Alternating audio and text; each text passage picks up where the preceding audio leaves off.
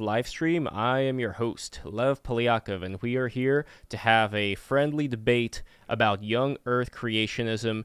And we have got with us today a wonderful panel. You all know and love Neil, Gnostic Informant, great guest of BTR. Recently, we had a wonderful stream with Jason Researcher Johnny, which I look forward to sharing with all of you guys. Sorry, not stream, recording. This is like a professional 3-camera setup. You guys have never seen anything like it before. It's going to blow your minds. And we also have with us David of Catholics, like it's called CVS, but it's Catholic Versus podcast, which I had the great pleasure of being on. And we found out about each other through Styx Hexenhammer 666, whose house you came over to. And that was a very interesting way of getting introduced. And I think that it's very fateful that we should be talking about this right now. We are talking about something that... it's a very strange but interesting subject to me, like how life came about, what exactly we are. And I just want to dive right into it, but first ask David here, how did you come to be in your Christian background today and have the kind of views that you have? And then we're going to kick it on over to Neil. Everybody be sure to like, comment, subscribe, all that good stuff. So David, go ahead, man. Thank you very much for having me, Lev. It's a pleasure. It was a pleasure meeting you, having you on my show, and really happy to be here. And I'll just give the really quick version of my my journey. I was born and raised Protestant, and I was very happy with that Christian upbringing up until the age of 14, when I had a dream about Jesus. It was a beautiful, friendly dream when Jesus waved to me. But when I woke up, I knew it was counterintuitive, but I knew that I was no longer a Christian, I was no longer a monotheist, I was an atheist. And it was very counterintuitive, I knew it was. But for the next 25 years, I was an atheist. I was doing, dabbling with all kinds of worldviews, and, was a nice guy agnostic for a long time. I was a hardcore atheist at certain points, and I became, went down different rabbit holes. I became an atheistic Satanist just before my conversion in 2009 to God and religion. Wow. And I was also, which is even more shocking, much more shocking, I became a hard solipsist, which means that I thought I was the only being, a disembodied mind, that I was God, the God of Buddhism, that kind of God. But that didn't last too long, because that was a very, very, very, very dark experience. So, I came to God, and then I reluctantly chose Christianity just because I didn't feel worthy of being a Jew. Calling myself a Jew seemed fake. And I didn't believe in Muhammad or the Quran. But I hated Christianity, but I sort of just caved in and said, okay, I'll be Christian. And I just by happenstance, I met a Catholic monk, and he invited me into his monastery because I approached him and asked him, can you teach me about this God that I've just discovered, the God of monotheism? So long story short, 2009, I became Roman Catholic, and I'm very, very, very, very happy to be Catholic. I never believed, even as an atheist, I never believed that I was an ape or a fish or anything else. I never believed the nonsense story of evolution. No offense to those of you who do believe it. I never believed it, even as an atheist. So it's not that shocking that when I found out about special creation, that I accepted it. So that's my story. Just to be clear, when you're talking about creation, what is the amount of time that you would give from creation to now?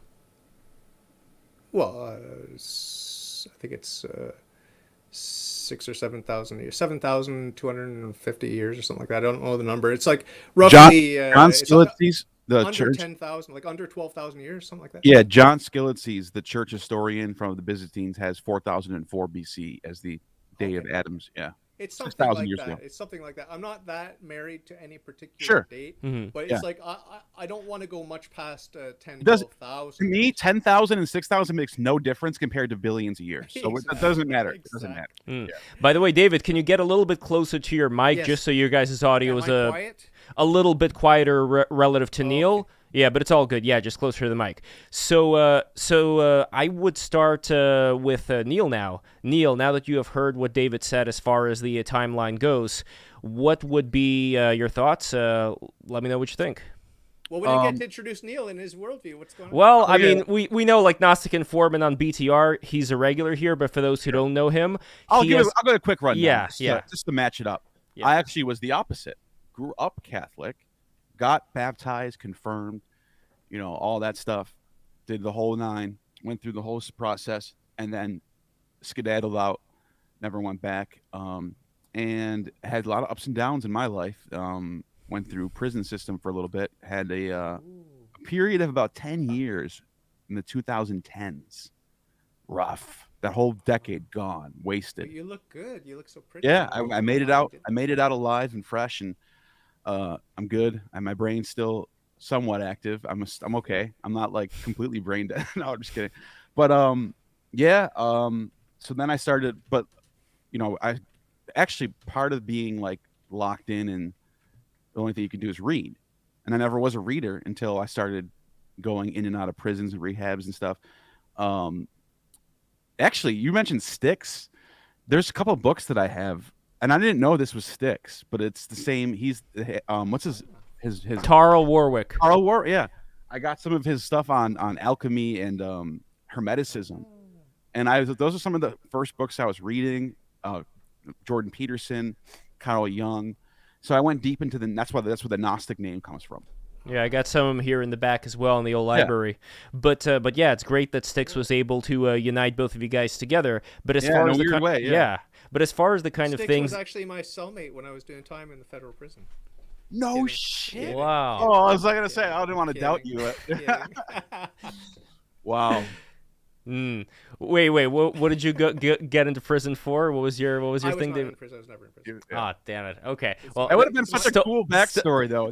Stolen valor. Cool. Stolen valor. That would have been so cool. Yeah. Anyways. So anyway, when it comes to this question of young Earth creationism, I know, Neil, you are very knowledgeable when it comes to how it came about. Like, why is it that people believe in that particular date? So maybe that's a good place to start with. Let me know what you think. So it's very simple. This is what the church fathers were doing.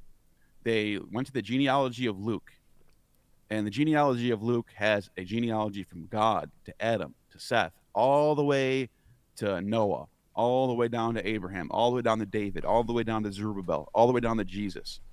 So this is simple math. Either the Bible's correct or it's not. And when they're going to say the Bible's correct. That's their guiding morality that they're presupposing. Fine. So you take all the dates, we take all the ages of these people and when they had their children, which is all in the Bible. All of it is. And then some of them are like not exact, but you can do a range of, it's somewhere between. So the long story short, you do the math. From Jesus to Abraham is such and such many years. From Jesus to Noah is like 2700 BCE. And then you keep going back to Adam. You end up at 4000, or roughly around 4004 BC. That's what John Skillet's ended up on. There are other estimates that are a little bit different. It's somewhere around 6,000 years old. 6 to 10,000. I'll even, for the sake of this argument, I mean, to keep it like fair, I guess, we can say somewhere between 6 and we'll even jump it up to 10,000. It doesn't even matter at this point. What I'm saying is it's different than what scientists and what archaeologists are saying about rock formations and layers. I'm going to jump ahead. You just wanted to know about how we got to that 6,000 date, right? Yes, exactly. So, yeah, David, what are your thoughts on that? Yeah, well, I mean, I don't really care that much about the sort of physical natural science angle. I really don't care that much about it because, now that I'm a monotheist, I have God and I have miracles and, the wedding at Cana, if you remember the story, I don't know if both of you remember the story or not, but there was a wedding that Jesus and his mother and some disciples went to, and Jesus turned water into wine famously. And there were 6 jugs of water, just like the 6 days of creation. And the people that drank the wine said, "Hey, this is amazing wine. Why didn't you, usually they serve the good wine first. Why did you serve it to us now?" And they didn't know that wine, although it had an apparent history, didn't have a real history. It had only been created by miracle just a few moments before. So that's the only angle really, as from the theology side. That's the only angle I really bring to bear. So it's sort of a conversation stopper when talking with a non-monotheist. But there's another angle which is maybe interesting for us to discuss, which is the metaphysics or the philosophical side.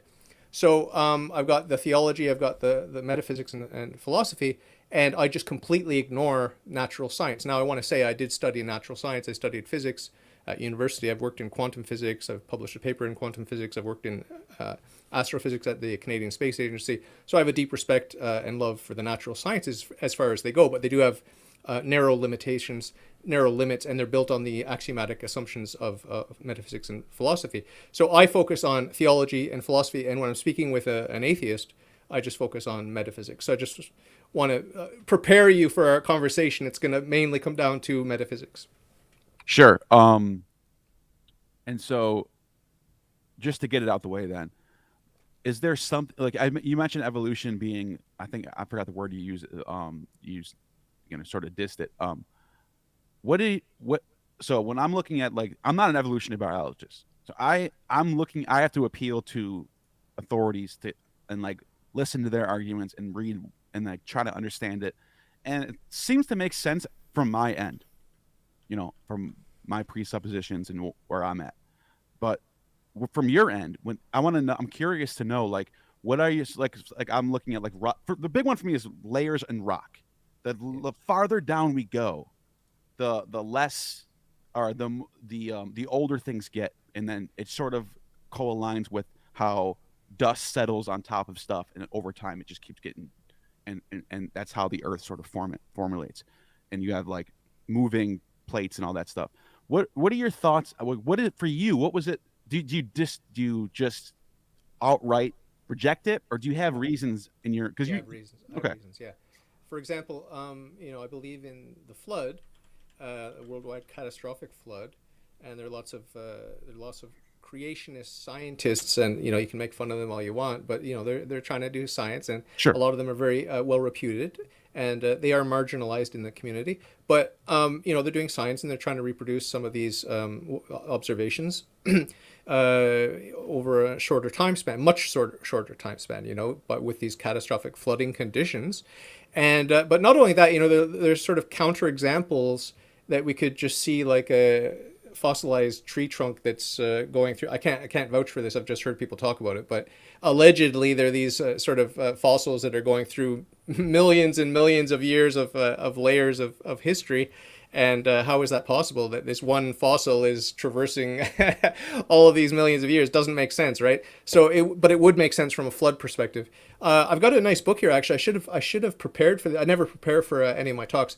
I just freestyle, but I should have prepared by at least bringing this book over, because it's got pictures of the fossils and the sedimentary layers, and it's I haven't actually read it yet because I'm just really not that interested in the natural science angle.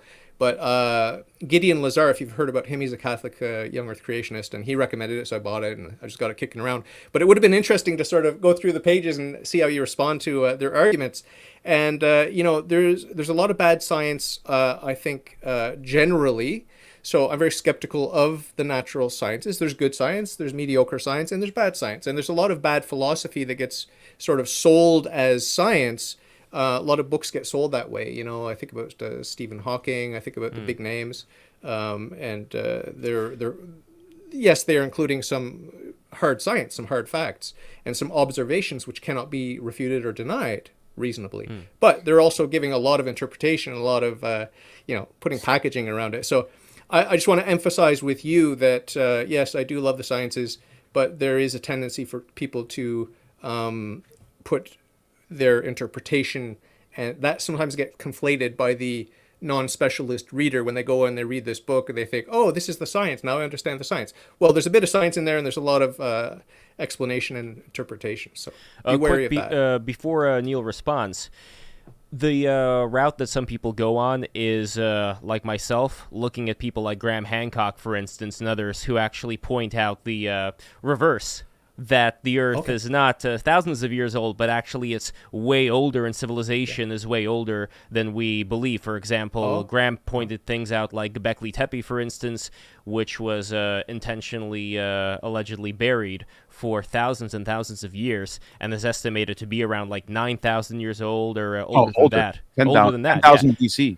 Or we have examples of people like geologist Robert Schoch, who took a look at the weathering on the Sphinx, and he also gave this blindly, like without telling other geologists what exactly this thing is, and they also agreed with him, and the only conclusion that he could come to is that the reason why the weathering is there is because the Sphinx must have been built something crazy like 14,000 years ago or something like that, like many, many years ago, much longer than mainstream archaeologists say the Sphinx was built. And so a lot of mainstream archaeologists don't like people like Graham Hancock and others who talk about these ancient civilizations because it's very risky for their careers, much like, David, you were talking about mainstream science not wanting certain things out there. But again, like their perspective is like, hey, this is actually much older, and your perspective is no, it's actually much newer, but you're rejecting anything having to do with actually doing research only going by the scriptures. And I understand that's your position,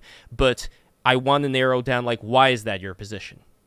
Well, because I see a hierarchy in the sciences. I see God as science itself, knowledge, wisdom itself, big S science, and then theology underneath him, and then philosophy underneath that, and then underneath that is the natural sciences, and then beneath that you've got social sciences and other different stuff down from there.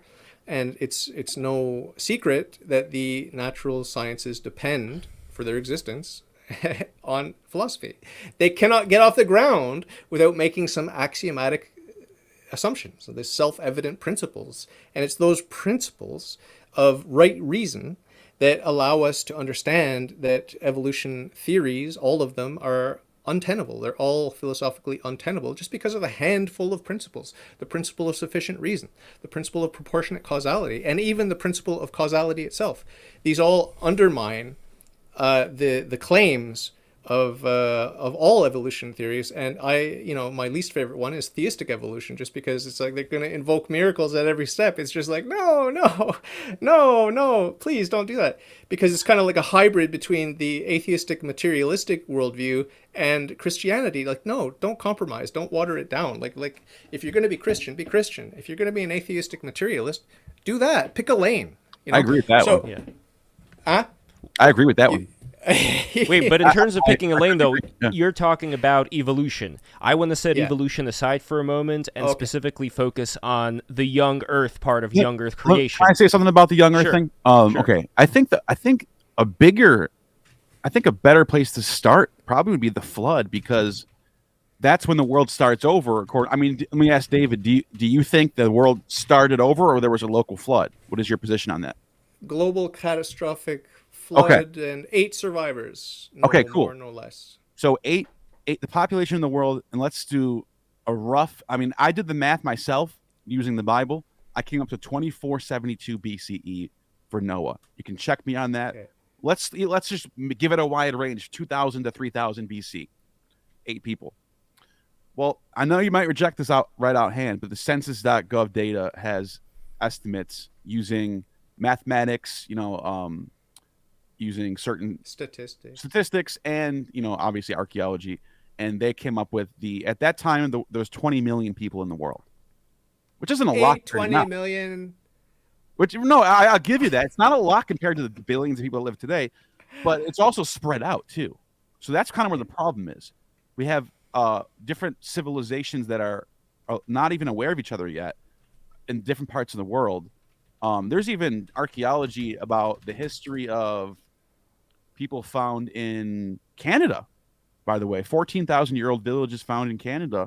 I mean, I'm pointing out, like, that's beside the point. To go back to the flood thing. So what I'm saying is, if the world started over with 8 people in, let's say, Cappadocia, Turkey, is where the flood lands, Mount Ararat. Mount Ararat, yeah. In southern or eastern Turkey, almost in Iraq, basically, like that region. Or, yeah, somewhere over there. And it doesn't matter. South of the Black Sea. No, almost in Armenia. That's like the... Armenia is very close. Okay, so it's that region of the world, which is very interesting. Okay, I will give you this. This is the part of the world, that Black Sea region, where the Proto-Indo-Europeans kind of explode with their technology and their chariots and horses. David, be sure to mute yourself if you're typing. Oh, sorry. No problem. I'm responding to my live chat because I'm simulcasting this. I'll mute myself next time. Oh, you're good. You're good. And so it is interesting that and by the way, the cultivation of vines was discovered there, according to the data, saying around 5,000 BC, people discovered how to cultivate the vine and make wine over there. And also, it's like Noah was making a vineyard. It's like, what the hell? What did they know? And then you have Göbekli Tepe not too far from there. Yeah. The oldest religious settlement in the world. It's like a little bit west from there.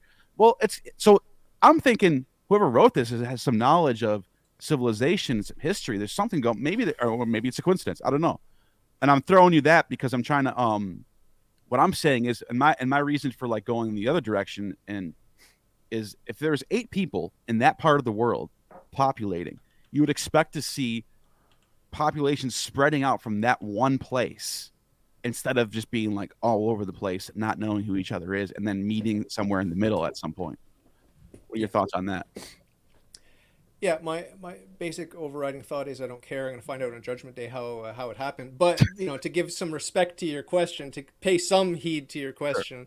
I'll just say that like my friend Rebecca, I got some help from my live chat here. But my Protestant friend Rebecca is saying that there are gaps. Sometimes they call someone a father, but it's a grandfather, great grandfather. It just means ancestor. So there may be some way that works out. I mean, I'm a little bit what's the word for it? Complacent in my Christianity, and that bleeds into my Young Earth Creationism. I also want to say, for the record, I'm not firmly committed, like I said earlier, to the age, and but I don't believe that we evolved from lower animals. That's the main sticking point, right?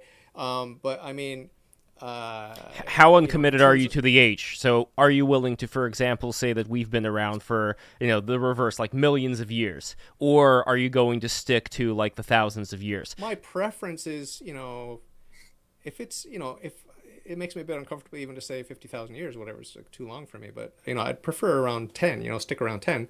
But this is neither here nor there. This is just sort of like my longing for the garden of paradise, like the Garden of Eden. It's just like I want to be close to it. That's where I came from, and it was perfect and beautiful. And I don't want a bunch of time between me and that scene of the fall, because that distance in time, it creates a sort of a fog and a haze about the whole salvation history story. It's sort of like, well, there's no rush, and there's so much time in between me and this historic event, and for you non-believers, you don't even believe in the event. But for me, because I do believe in it, I want that proximity to enliven my faith. But at the end of the day, it's not a deal breaker for me if it's a longer period of time, as long as you don't try to make me think that I evolved from an ape or a fish or anything else like that. That's where I think we should focus our discussion, because like if you want to convince me that it's tens of thousands of years or whatever, it's like, okay, whatever, I'll just shrug it off, like maybe, but my preference will still be for 7 to 10,000 years. Well, I'm not an evolutionary biologist, so I'm not going to go too much into that anyway. So I'm not even qualified to even discuss that stuff. Really. My main bone to pick is that humans have a human nature, apes have an ape nature, fish have a fish nature, and carrots have a carrot nature, and sure, I'm fine with that. They don't evolve into each other. Like we could devolve, like humans can devolve, but they're not going to devolve into an ape. Well, I noticed you said when you were talking about the timeline of the fall, you said you want it to be. Yeah. And so, admittedly, this is like a preference of what you're. Okay, I'm just trying to feel you out there, but. What about, so if we're just going off like what we think makes the most sense based on our presuppositions, why can't the fall of Adam and Eve be a metaphor for? Because I mean, it is interesting how the world sort of really gains a lot of consciousness as far as writing. We're coming out of the Stone Age, we're going into the Copper Age, civilization starting to thrive now. And right around the time where 6,000 years ago is where all this starts to take off. Copper Age starts right around 4,000 BC, right around the time when the Bible says Adam and Eve. This is when we're ending the Stone Age and going into the Copper Age, which is the Chalcolithic, which is the first like real civilized world. So, I mean, metaphorically speaking, it matches. I'm wondering, like, what's the difference between thinking this is metaphorically speaking of the world coming out of the Stone Age or something like along those lines compared to it has to be literal? Well, it's a dogma. It's a dogma of my Christian faith, right? Like, I mean, I'm bound by my religion that I freely chose. I'm bound to believe every dogma in this book. And one of the dogmas is that we did not evolve. Well, it doesn't say that, unfortunately, but what it says is that we descend from one human pair. And so I'm not allowed to not believe that as a Christian, Sure. okay? Now, you can meet Christians who don't believe that, but they've strayed from the Catholic faith, the one holy Catholic and apostolic faith. So I'm trying not to stray. So I believe everything, all the dogmas that I have to believe. There are only like 400 or 500 of them, so it's not that hard. And some of them are counterintuitive, like the Trinity. Like, I mean, I wouldn't believe that unless the church told me to believe it, you know. And Right. same thing with many of the dogmas. It's like I wouldn't just naturally intuitively come up with that, but that's, you know, I joined the church and that's what they tell me I have to believe, and I have reasons. I respect your honesty on this. Yeah, 'Cause yeah. most people, I have reasons. I have good reason to believe that that, you know, like I just want to preface the rest of this conversation by just saying that, you know, I know that God exists just using pure reason and philosophy. I don't need faith to know that God exists. And if you want to talk about, we could talk about that, or maybe another time. But then I took a leap of faith into religion, Christianity, and it was an arbitrary leap. Like, I mean, I could have been Jewish, I guess, or Muslim.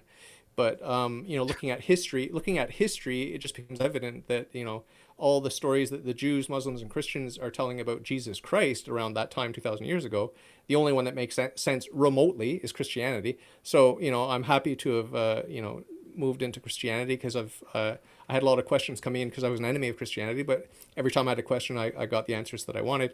And so my monotheism is based on philosophy and metaphysics. My Christianity is based on an analysis of history, and particularly the history of Jesus Christ and what do the monotheistic religions say. And then my leap into Catholicism in particular is based on authority. Well, all the Christians love their Bible, but where did they get their Bible? You know, they got it on the authority of the church, because Christ Sure. built a church. So that gives you a sort of the context of how I think in that those foundations of my faith. And once I became Christian and Catholic, I just said yes. It's because it's a leap of faith. I have to say, well, God knows better than I do. So if God said he turned water into wine, I accept it. I mean, I don't have a problem with miracles now that I'm a monotheist, right? You I mentioned that, did when I was an atheist, but not anymore.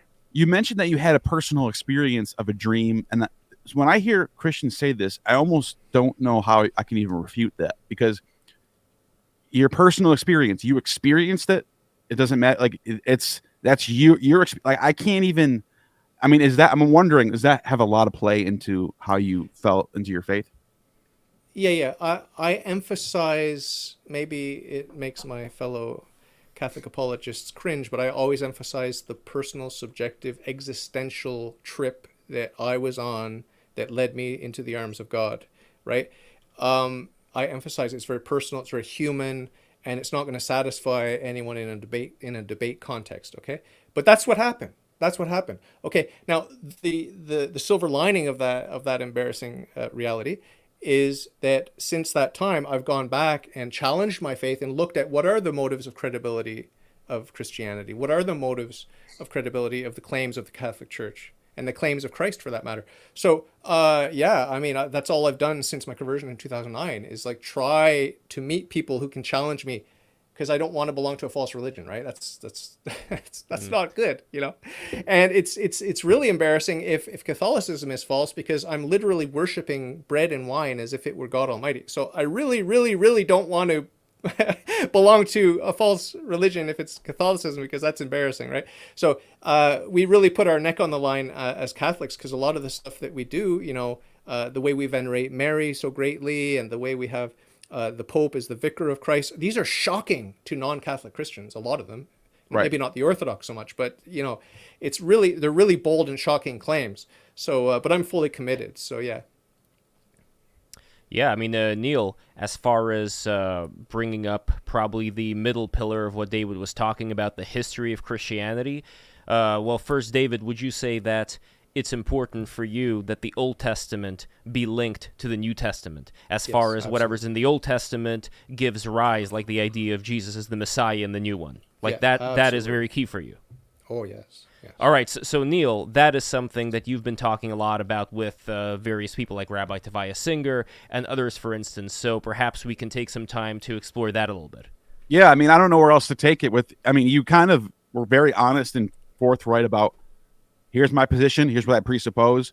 I mean, I don't even know where else to take it. I mean, I think we settled. We find out where we disagree. Yeah. And that's it. I mean, there's nothing else and to before say. that, by the way, everybody, if you guys have any questions for David or Neil, sneed those super chats right now. But anyway, yeah, Neil, so go for it. I'm fine with changing the whole subject. I mean, because we pretty much dug into it, figured it out. Yeah. We disagree. That's it. Well, no, but that's a very core tenet of Young Earth creationism, like the belief of Christianity, because you could say creationism in the Steinerian sense, in the theosophical sense, for example, the idea that we've all descended in this Neoplatonic way from like the realm of ideas, the realm of thoughts, into our human corporeal forms. But that's like a whole other thing, which has nothing to do, well, it has a little bit to do with Christianity as far as Plato goes, but that's like a whole other discussion. So Neil, yeah, let's go from here. So you were asking about how Christianity how the Old Testament relates to the New Testament. So, I mean, the claim from Orthodox Jews and just myself looking at the Old Testament and some of the prophecies about the Messiah, this is where my criticism comes in for Christianity. The Messiah is, number one, supposed to be the king of Israel. He's supposed to lead Israel to the kingdom of heaven. And that's the end of no more wars, no more, like, everyone's going to bow. All the kings of the world are going to bow to this Messiah. Those are the three main things that I take away. Now, I probably what you probably are going to say, well, that's because he's coming back to do that stuff. There's a second coming. Is that right? Is that how you get around that one? Well, I mean, the way I get around it is saying that the text needs to be interpreted, and you're not the Pope, you're not the living magisterium, you're not even Catholic, so true. Hey, you could tell a nice story. You could tell a nice story to interpret the Bible all you want. It's not that interesting to me because I already have a living body, a living church that is identical with Christ. It's the bride of Christ. It's the body of Christ, and it's fully human, fully divine, just like Christ. It's an extension of the incarnation. So it's hard for me to sit here and listen to Neil, Gnostic Informant, tell me what the Bible means. And, I agree. with a smirk on my totally face. You know what I mean? It's like totally understand that. I got the God man telling me what it means. So no, but totally at the same hold on, Neil. But at the same time, you've also said that the reason why you are Christian is because, in your third pillar there, the idea that you've researched enough to know that there is a connection between the Old Testament and the New Testament. Like your faith does hinge... I didn't say that. What I said is I looked at the history around the time of Christ. This is New Testament stuff. New Testament stuff, okay? So, we can look at the prophecies and how they're fulfilled. We can look at all the many ways they're fulfilled according to the Christian teaching. And we could look at the opponents, what they say, how they're not fulfilled. Okay, we could look at what the Jews say, what the atheists and agnostics say. We could do that, and the Muslims or whatever. But I think maybe the Muslims, they agree with the prophecies because they want him to be another prophet.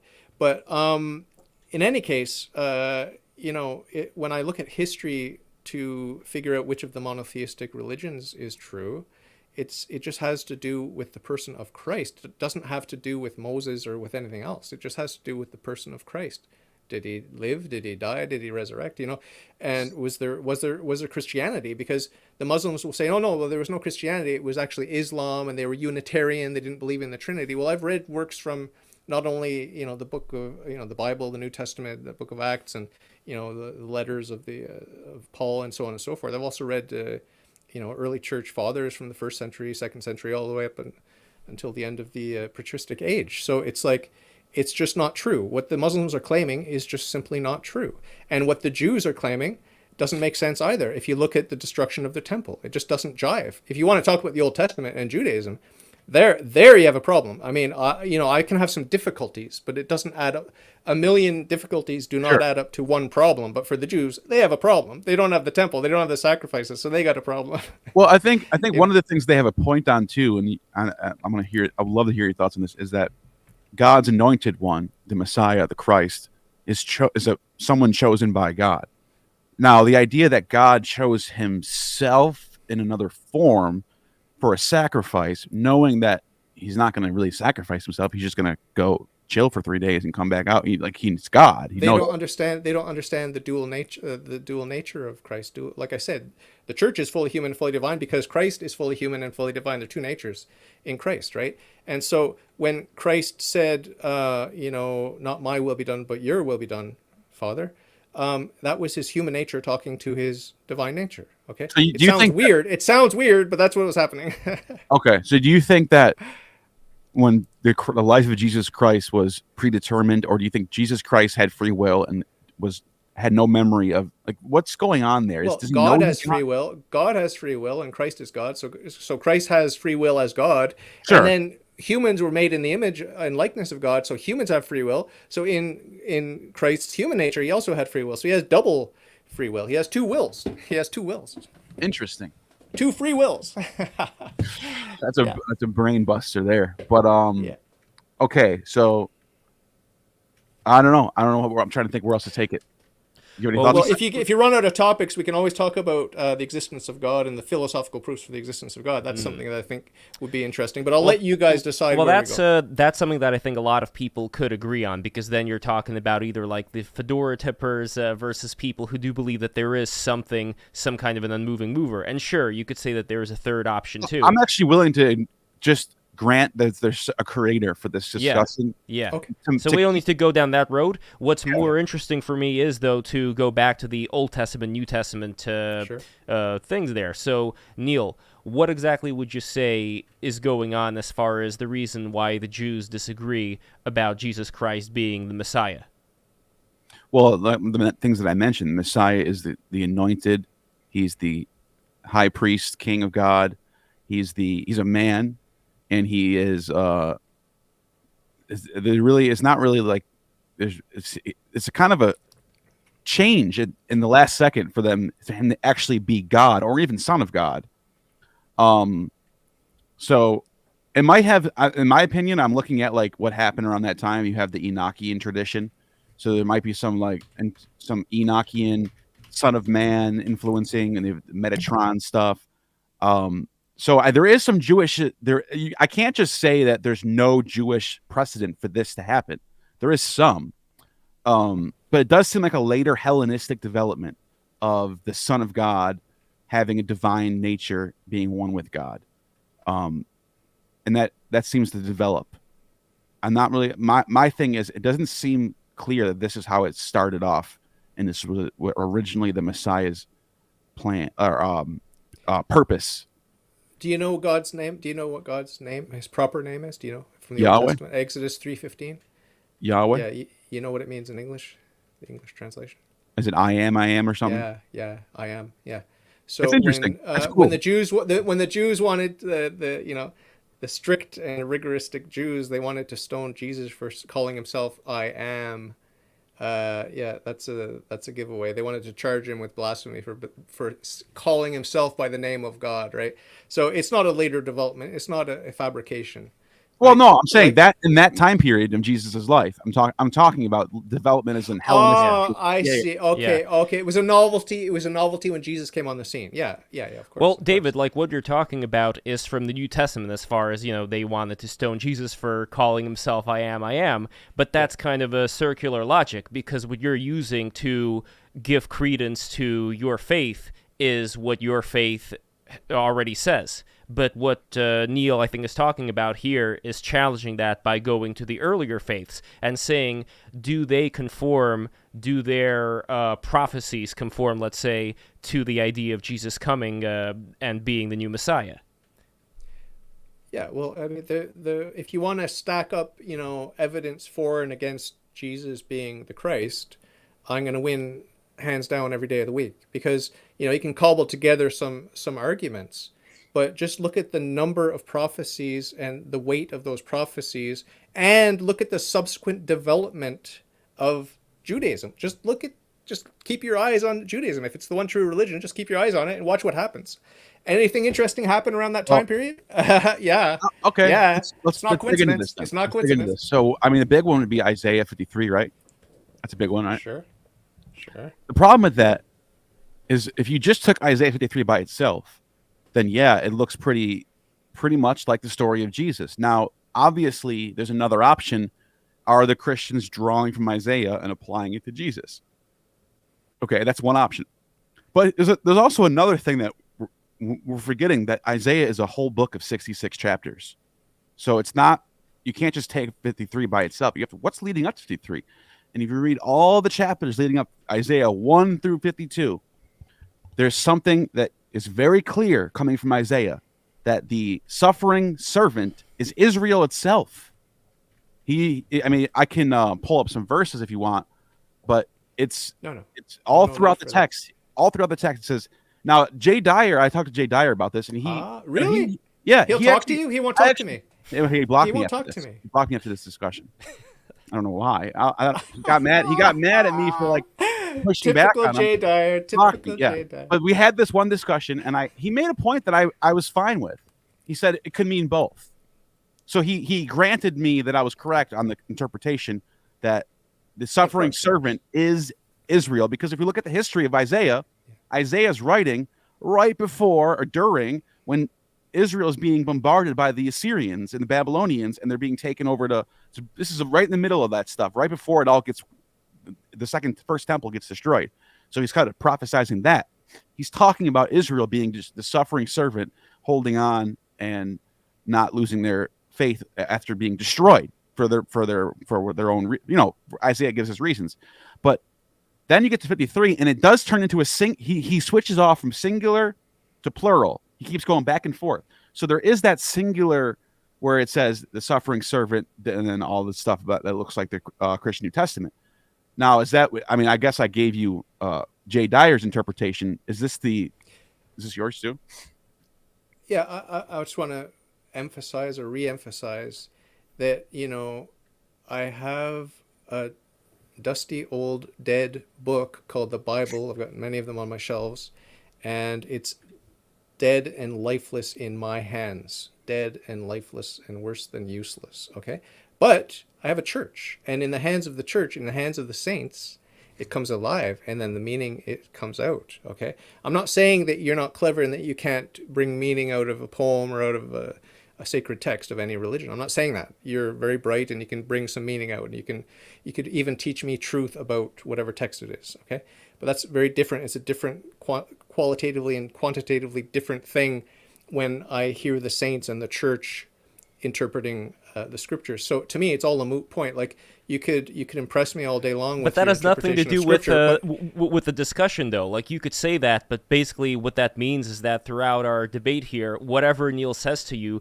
could always say, "Well, it doesn't matter because I have the church." You should have this debate. You should have this debate with a Bible alone Protestant Christian, because it's so antithetical to my faith to lean on my own understanding and the interpretation of a dusty, dead, old book. It's antithetical to my Catholic faith. I have a living church. Wait, hold on, David. You have a show. You have a podcast called Catholic Versus, which means that you have people on, like you said, that they try to challenge your faith. But it doesn't make any sense if you're wrong. His answer makes sense. The church the church comes first, then the text. Is that what you're saying? Yeah, I can find what Neil says interesting. I can find what Neil says interesting, but it will never, ever move the needle of my faith, ever. But then how do you even have a show? But how do you even have a show? Because then it doesn't matter what anybody tells you or asks you or presents to you on your show on Catholic Versus. You're always going to have that backup to say, like you may be 100% right about this. It's going to come down to authority. By what authority do you interpret the scriptures? And when I speak to a Protestant, I say the exact same thing. You're not even Christian, and I'm going to ask you, by what authority do you have the divine interpretation of this text, of the sacred text? But then why? By what authority do you even know that it's the inerrant word of God? By what authority do you know that it's the inerrant word of God? Right. It's a good question. I'll say critical scholarship, and you would say the church, and that's it. We disagree. That's the end of that discussion, right? Yeah. I get why you're. That's why I want to talk about metaphysics. That's why I want to talk about metaphysics. I get your answer, Lev. You don't have to push him on that. I get what he's saying. It's fine. And you presuppose the church is the true faith, and their interpretation is what matters. And I presuppose that critical scholars and academia is people have different expertise. There's archaeology, there's Bible studies, there's art, there's classic studies, there's Greek studies, there's linguists, and I'm looking at all this stuff, and I am appealing to. We're both appealing to authority at some point. Okay, Yeah. that's the end of that. We find out where we disagree. So, Yeah. yeah. But if you believed in God, if you believed in the God of monotheism, the God of classical theism, that than which nothing greater can be conceived, the uncaused first cause. If you believed in that God, then you would be worshiping him, because those who seek find, and those who find will praise him. So, but you don't, so we have to talk about just rational, purely rational, philosophical, metaphysical stuff to get you into monotheism. If you're interested, if you're not interested, if you just want to, share your interpretation of the Bible with the Catholic interpretation of the Bible, it's kind of like we're just going to be talking past each other 24/7. And if we happen to agree on some points, it's like, Cool. interesting, mildly interesting, so when I hate to be a wet blanket, and that's kind of the impression I'm getting, Lev, that you feel like I'm a wet blanket, but No, I'm just trying to figure out, as far as your own show goes, if you have a debate with somebody and you can always appeal to the authority of the church, then what exactly is there to talk about? That's what I'm trying to figure out. well, As far as with non-monotheists, I only talk about metaphysics. With monotheists, I talk about Jesus Christ, and with Christians that are not Catholic, I talk about authority, and I talk about the Bible, and where did you get your Bible. That's the three-prong approach to my apologetics, right? So right now I'm talking to a couple of atheists, so I would like to talk about metaphysics. I mean, I wouldn't call but ourselves atheists at all. No. Like, I would say that we both believe that there is some kind of a higher power as far as how it emanates into our reality.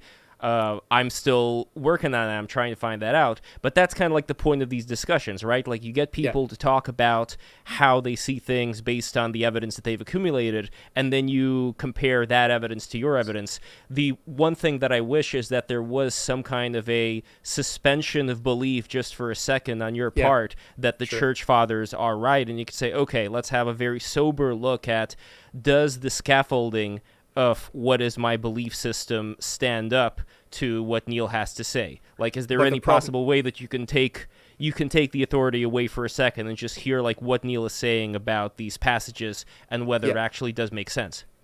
Well, I can hear it. I do hear it, and I hear it every day on my podcast. People that are not Catholic interpreting texts, okay? And it's like, what have I learned that I didn't already know? I learned that you can pretty much get any text to say anything you want it to say. Like, that's true of Catholics too, so it's like that's just because we're very creative, intuitive people, and we can make a text say whatever we want it to say. I'm not saying that Neil is like being dishonest. I'm just saying that when we come to a text, it's just natural to play with it and to tease it out. That's it. All right, let me switch it up then, because Yeah. the authority of the church. I wonder your thoughts on, can they ever be wrong? They can be wrong, right? Of course, yeah. Okay. When they killed Saint Joan of Arc. Well, yeah, that's a really good point. And then they canonized her.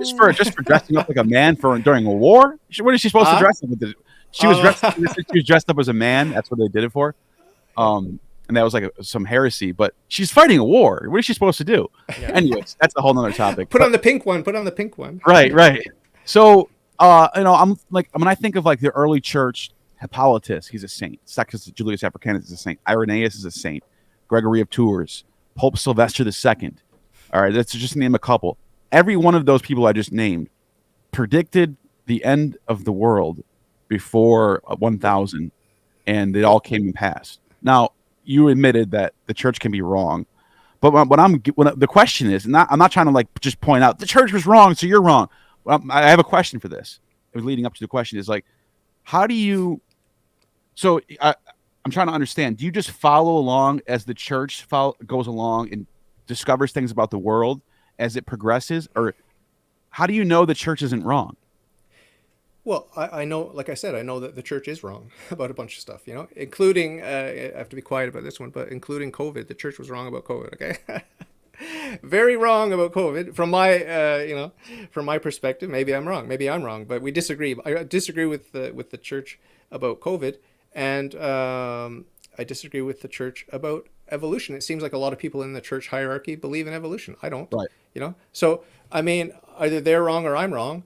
But the thing is, I'm not obliged to believe what they believe, and they're not obliged to believe what I believe. It's like it's sort of like we have that freedom for the time being where people can be theistic evolutionists, right? I think it's silly. I don't agree with it. But a lot of people that I love and respect in the hierarchy, they believe in theistic evolution. Okay, so whatever. But when it comes down to it, when it comes down to what do I believe and why do I believe it, it has to do with the dogmas.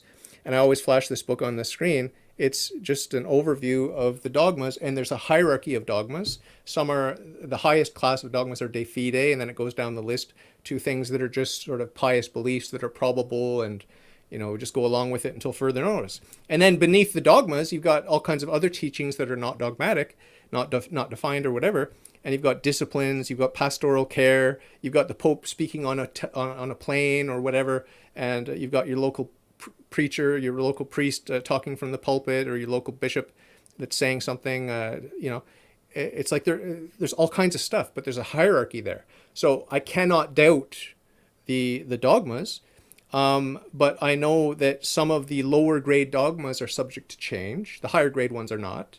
And it's a spectrum in between. And then beneath the dogmas, it's just like pretty much just out of respect. I try not to, bash the Pope when I disagree with him about climate change or about the COVID or about evolution. I try to be respectful, and I have to respect him and his opinions, even when they differ from my own.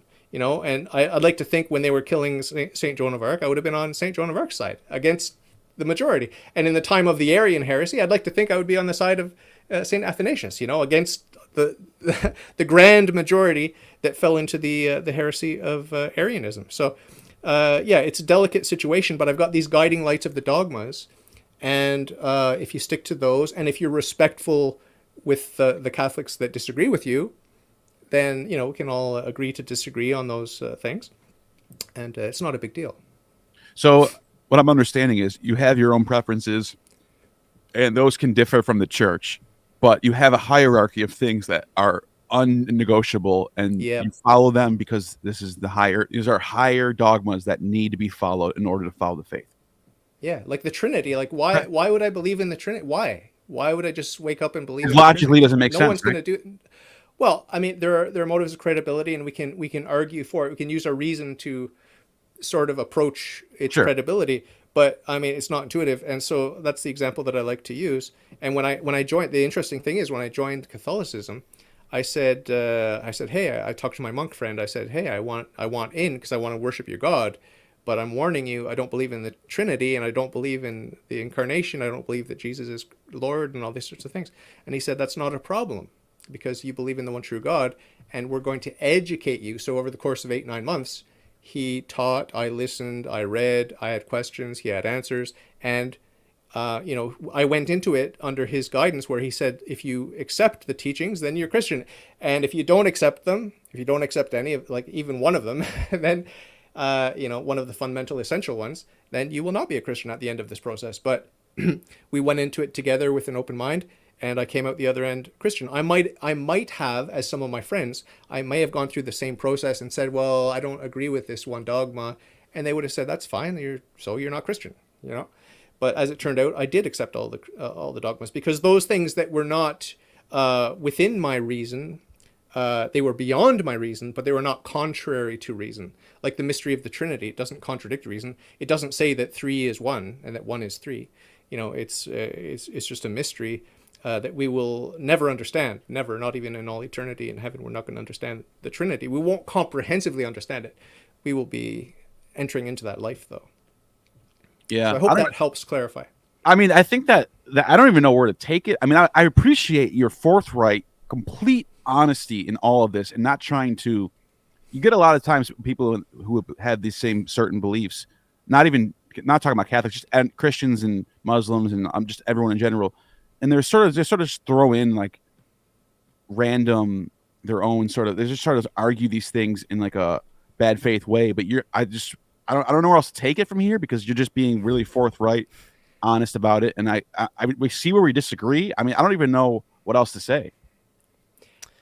Yeah, well, we're approaching the 1 hour mark, so I mean, I don't know how long you're going to go with us, Lev, but I'm happy to keep chatting if you have topics. Well, the one thing that I want to figure out here is when you're talking about things that are not like 2 + 2 = 5. Yeah. When you're talking about how you pretty much agreed with, no, not pretty much, definitely agreed with all the dogmas that they provided for you, that everything was very logical.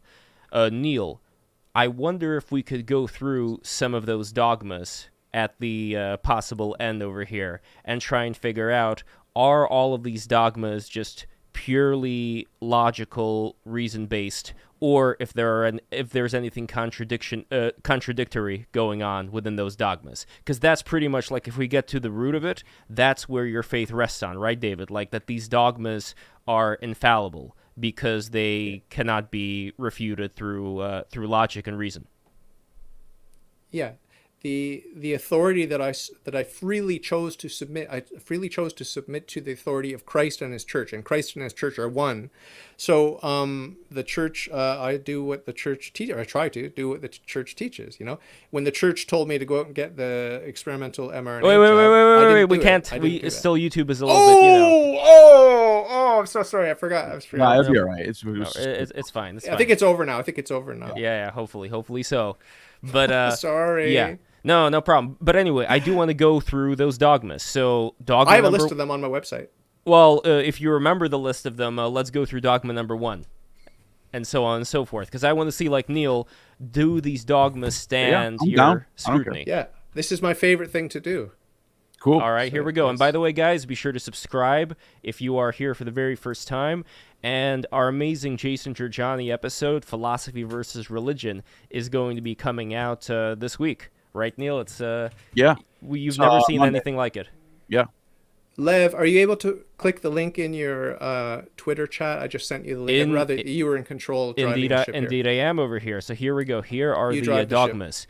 Okay, so God, our Creator and Lord, can be known with certainty by the natural light of reason from created things. I don't know if we see. I don't want to delve too much into the no, not because it's going to be very difficult for us to disagree about certain things that have to do with say it one more time. I was reading something. Our God, our Creator and Lord, can be known with certainty by the natural light of reason from created things. Okay, it's like the ontological argument, right? Yeah, it's like every argument for God. It's based on. Causality is the main linchpin for most. Yeah, I mean, and that's number 2 as well. I actually don't. A lot of atheists roll their eyes at this argument, and I actually think it's not that bad. I think, like, okay, everything has a cause. The universe has a cause. What was that cause? I disagree that everything has a cause. By the way, God doesn't. Well, I'm talking about the ontological argument. I'm getting off the dogma. I'd like to hear your interpretation of this dogma, but the ontological argument. Everything having a cause and there being a first mover. I'm totally fine with that being the case. I don't think you can refute that really. And that's why I'm open to deism. That's why I have this. I'm not like but okay. What's your interpretation of that dogma, by the way? Yeah. Well, I mean, I have, like, remember when I told you it was a very personal, subjective, existential trip to God? It was because, I was thinking about causality. I was thinking about existence, being itself, ontology. And, I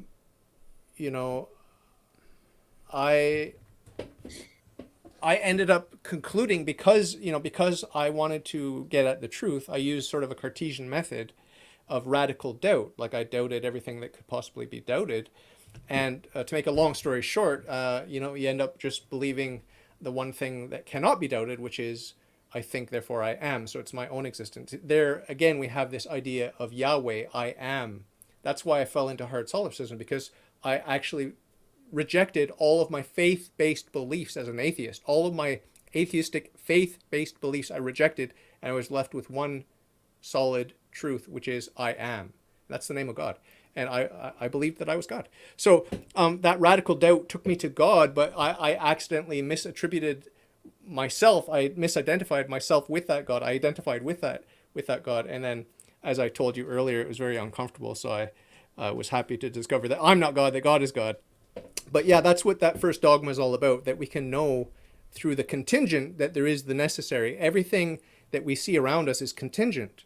And that contingent being necessarily implies the existence of one and only one necessary being, whose essence is existence. So yeah, I love that first dogma.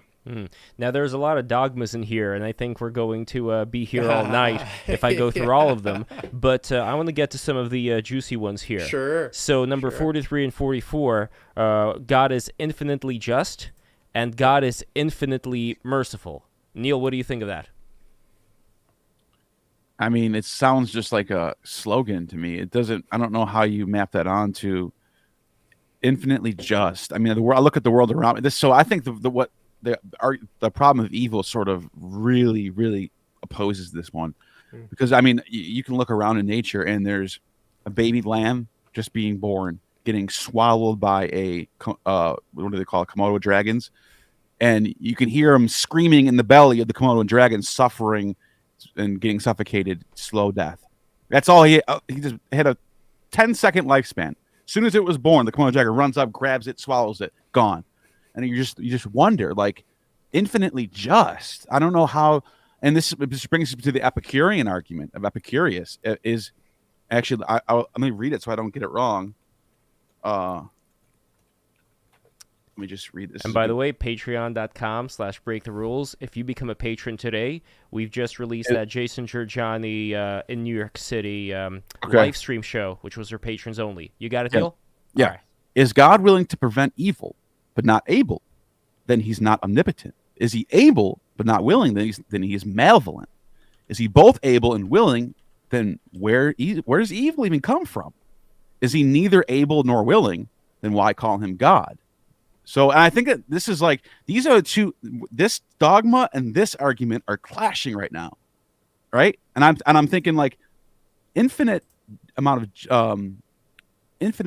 like, this doesn't, something's going on where it seems like, I'd say one last thing. I want to get your thoughts. I'm sort of like rambling now, but I want to say this too. Where is, like, if God is there and he's working in our lives, why does he make it such like a hidden thing?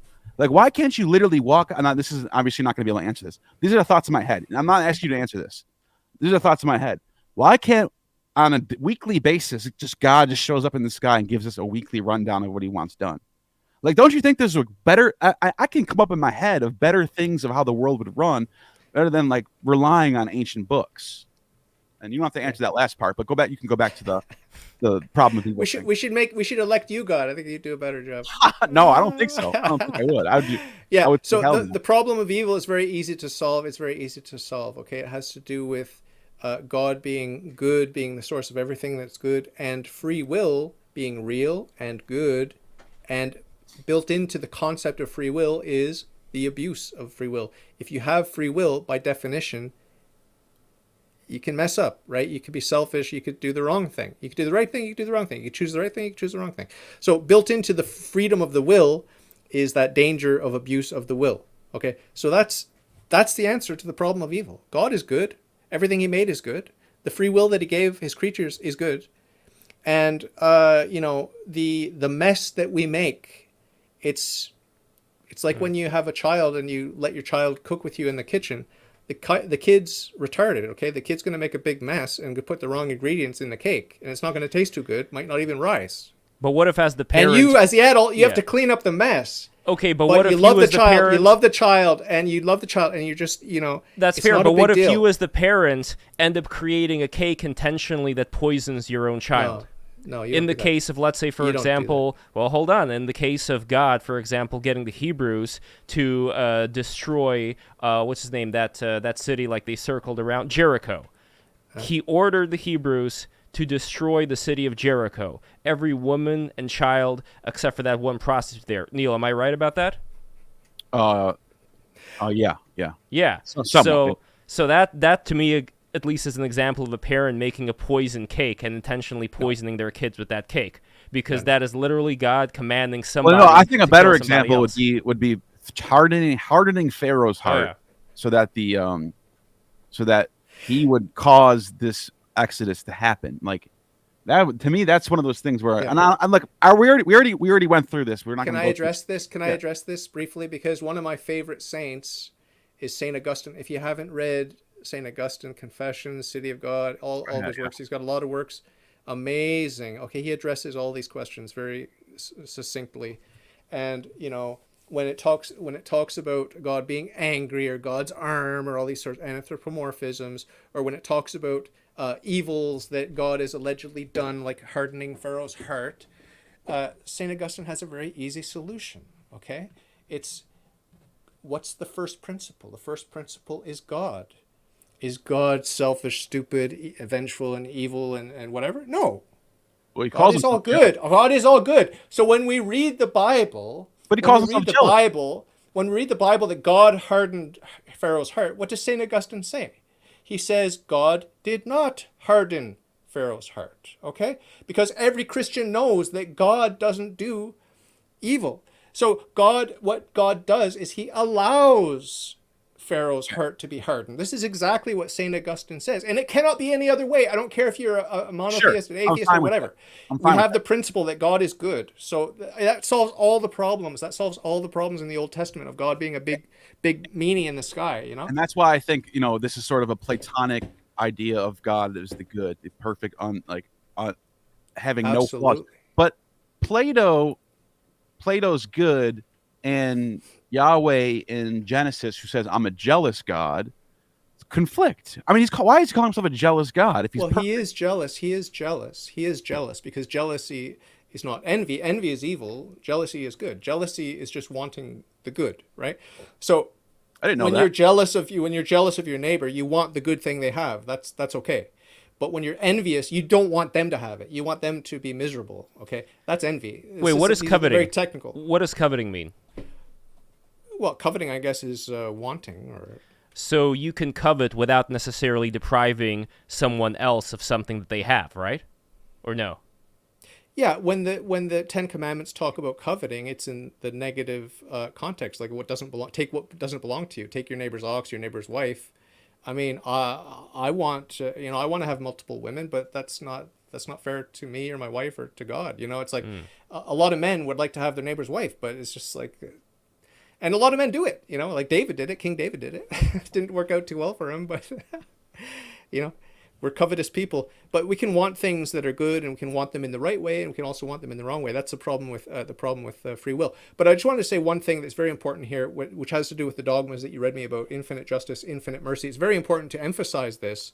It's that God is identical with all of its attributes, and all of those attributes are identical among themselves. Okay, so it's not like, hey, God's just, and he's also merciful. How could that be? Ooh, no, it's like justice is mercy, is truth, is goodness, is beauty, is unity, is God. Okay, this comes back to the Platonic idea, and the Neoplatonic idea of the one. And it's we can know this by the light of natural reason. We don't need religion to know that the attributes of God, what those attributes are, and that they are united in God, and that they are identical with among themselves and with God, in the Godhead, not here below. Well, let's take a step back for a second. Neil, do you agree with what David was talking about regarding the hardening of Pharaoh's heart, being that God allowed the It doesn't matter Pharaoh's heart? because I guess technically in sola scriptura because I'm not by the church. You said Augustine declared that this is the interpretation and that's going to be it. We just gonna, That's his opinion. there's That's his nothing- opinion. He Oh, it's not happens the to be church? right. He happens to be right. Yeah. Well, that's that we don't even need the authority of the church. That's just using right reason. And there's no dogma on that. Well, there is a dogma. There is a dogma, like we just read it, that he's perfectly just, he's perfectly merciful, he's perfectly good. That's another dogma. So yeah, the dogmas support what Saint Augustine said. Okay, and when it comes to Bible verses and the strict interpretation of this or that verse, there are very, very, very few verses. I mean, John 6 comes to mind with the real presence in the Eucharist. That comes to mind as one example. There are several examples, but we have a lot of freedom and latitude as Christians when we come to the Bible to play with it, get things from it, interpret it, and it's not like my hands are tied when I go pick up my Bible and it's like I have to look in my book of dogmas. What does this chapter and verse mean? No, it's a freedom that we have, and very few things are nailed down. Very few. All right. Well, let's go to something tangible then, because we have the Ten Commandments in Yeah. Deuteronomy or Exodus. You're right. I'm sorry, Exodus. And when you look at them in the Old Testament, the Catholic Ten Commandments don't match up to what it says in the text. Did you know this? Yeah, we have two threads. We have two traditions. I think the Orthodox went one way, the Protestants and Yeah, not sure Orthodox. exactly how. There's three of them. Yeah, I think there are three different streams. To me, it doesn't matter. To me, what matters is that everything is accounted for in terms of going astray. Like every time that I'm selfish, and that's basically what sin is. It's selfishly choosing a short-term gain, a short-term good, choosing a lesser good on purpose, not by accident, but on purpose, purposely choosing a lower good over high good. That's what sin is, okay? And St. Augustine said, as I mentioned earlier, that, there's love of self unto contempt of God, or love of God unto contempt of self. So it's like basically selfishness is at the heart of sin, and it's how we choose goods. Everything is good. Free will is good, and everything is ontologically good because God made it. It comes from a good source. But when it comes to choosing among goods, choosing among the options, there are many ways to mess that up, and there are many ways to be very, very selfish in our choices, right? So that's at the heart of that question, and that's what morality is all about. Am I going to love self unto contempt of God? And I'm sad to admit that a lot of the time I do. I do, because lazy and selfish, as are you two, but maybe to a lesser extent. Now I pulled up the chart of the. I don't want to spend too much time in this, but I just want to point something out that I think is interesting. Lev, can you click on that for me? Oh, the screen cap? Yeah. Sure. 1 second. Here you go. All right. So the one that really stands out to me, because anyone can go look up the Old Testament and read it. And I mean, you could even I have somewhere over here, I don't know where I put it, the Hebrew with the English, and then the New Testament Greek with the English. And you can look at, it's the Textus Receptus in Greek, and it's the Masoretic text in Hebrew, and you can read it. Even the Septuagint in the Greek Old Testament has this order on the left. It doesn't change. And the one that points, most of it's fine. I don't really care about the order and stuff, but most of it matches up fine. But then you have the idea of keeping the Sabbath, which gets changed. Obviously, Christianity changes that. So it almost looks like... No. Okay, what's your thoughts on that? It was transferred to the Lord's Day, but the Sabbath is still Saturday, okay? But we celebrate on the Lord's Day. Okay, so right. that's a subtle distinction, but the Sabbath is still the Sabbath, but we celebrate the Sabbath not on the Sabbath, but on the Lord's Day. Okay, so it's a little bit confusing to put it that way, but that's what happened, And the Seventh-day Adventists, they don't seem to understand that, but that's what. Okay. Happened. And so, but that kind of proves my point. Is like there's a shift in the doctrine based on New Testament scripture, and that's fine. I get the church is navigating its dogmas based on Jesus and not just the Old Testament. So I'm not really not going to get too picky on that, but it does show you that there are things being changed. And so when God decrees these 10 commandments, he's changing it at some point. Well, no, because I just said we honor the commandment to honor the Sabbath, and we fulfill that commandment differently because the Old Testament has been fulfilled, right? And it's like Christianity is the fulfillment of Judaism. So there's a new wineskin for the new wine, as Jesus said, and there are many things like that. You could point to divorce, the issue of divorce. What did Moses say about divorce, and then what did Jesus say? Sure. Right? So why the contradiction? Well, it's not a contradiction. There's a fulfillment in Christ, and Christ reveals that there was a concession made to the stiff-necked Jews about the issue of divorce. Because guess what? God is infinitely merciful. So he made a concession to the Jews. So there's a fulfillment that if you wanted to be a stiff-necked Jew in the time of Jesus, you'd say, hey, this is a contradiction. And they even bothered him to say, hey, why are you healing people on the Sabbath? And he said, well, right.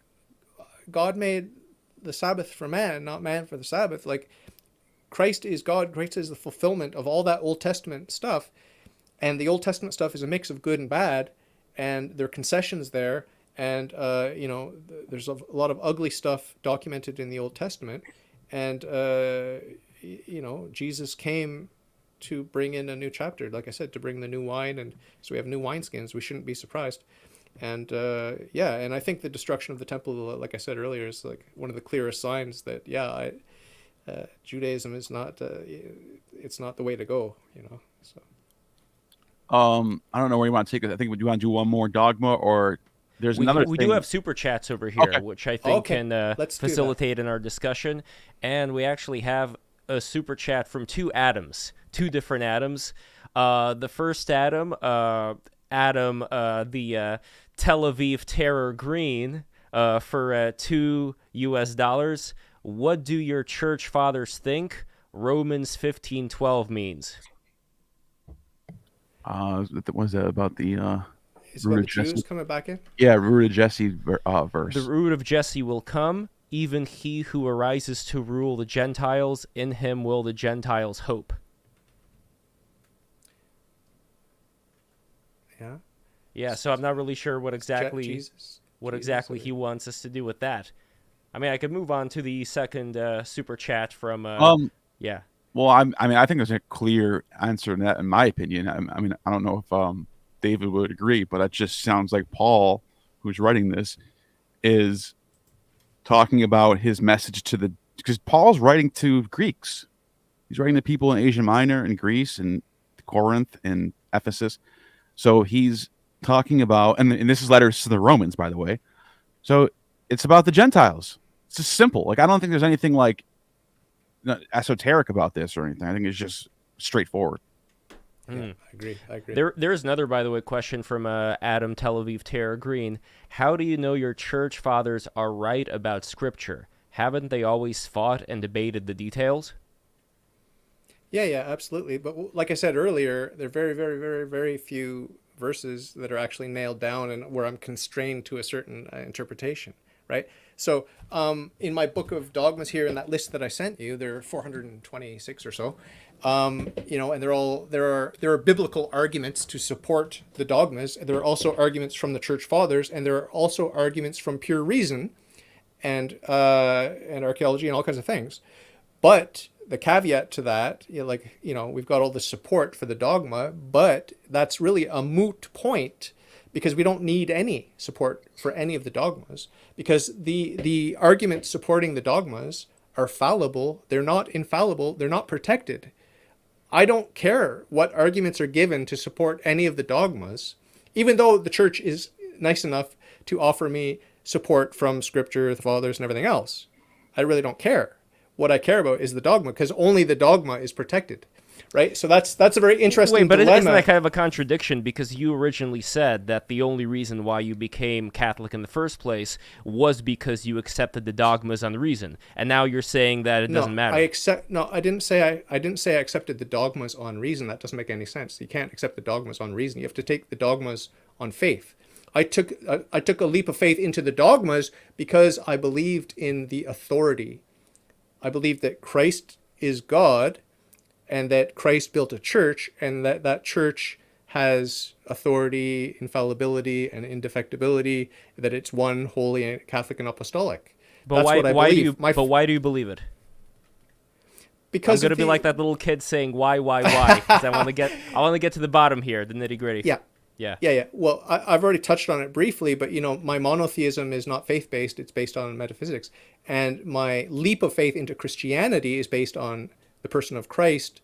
What did the monotheistic religions say about Christ? And the stories are ridiculous. They're all ridiculous. And the only one that makes any sense at all is the Christian story. So I'm Christian because of history and because of Jesus Christ. And when it comes to Catholicism, it's like, well, once you're Christian, what's Christianity about? Do they have a book? Yeah. What's it called? It's called the Bible. Which books are in the Bible? And by what authority do we decide that these books are in, these books are out? So that very question will lead you to ask about authority and where is this God-given authority that's in the church? And I'm pretty sure only the Catholic Church makes the bold claim to say that we are that apostolic church, visible church with a visible head. The Orthodox don't dare to say that. They say, well, we have a flat hierarchy and we'll just do councils and these sorts of things. Nothing against the Orthodox. Beautiful church, beautiful religion, and they're our brothers in the faith, as are the Protestants. But when it comes to authority, for me, it's a no-brainer. It's the Catholic Church. Neil, any thoughts on that? Yeah, the last switch next. I just want to add on just a slight conversation about some of the preceding pagan religions, pagan in the sense, or Platonic, Pythagorean theologies that predate or even coexist when Christianity comes around. Do you think and Eusebius was one of the people who argued for this, and I really enjoy reading Eusebius, especially his what is it called? The is it the Evangelion or something? It's whatever. I can't remember the name of the book. But Neon Genesis Evangelion. I think it's called. Oh my God, I can't remember the name of it. Anyways, doesn't matter. Yeah, Eusebius's writings.